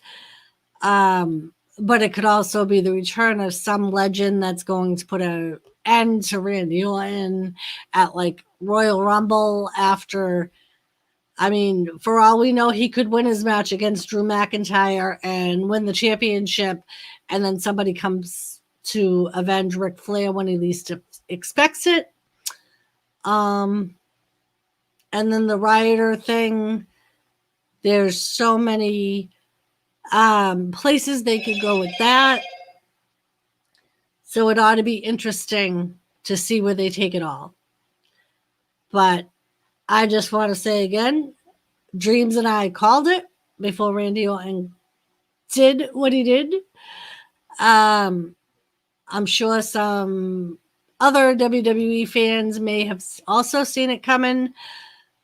I don't know if you saw it coming as soon as it did, but yeah, we will have to see. But on that note, peoples, I really appreciate you all hanging out and staying for a little discussion after. I will be interested to see what your thoughts are.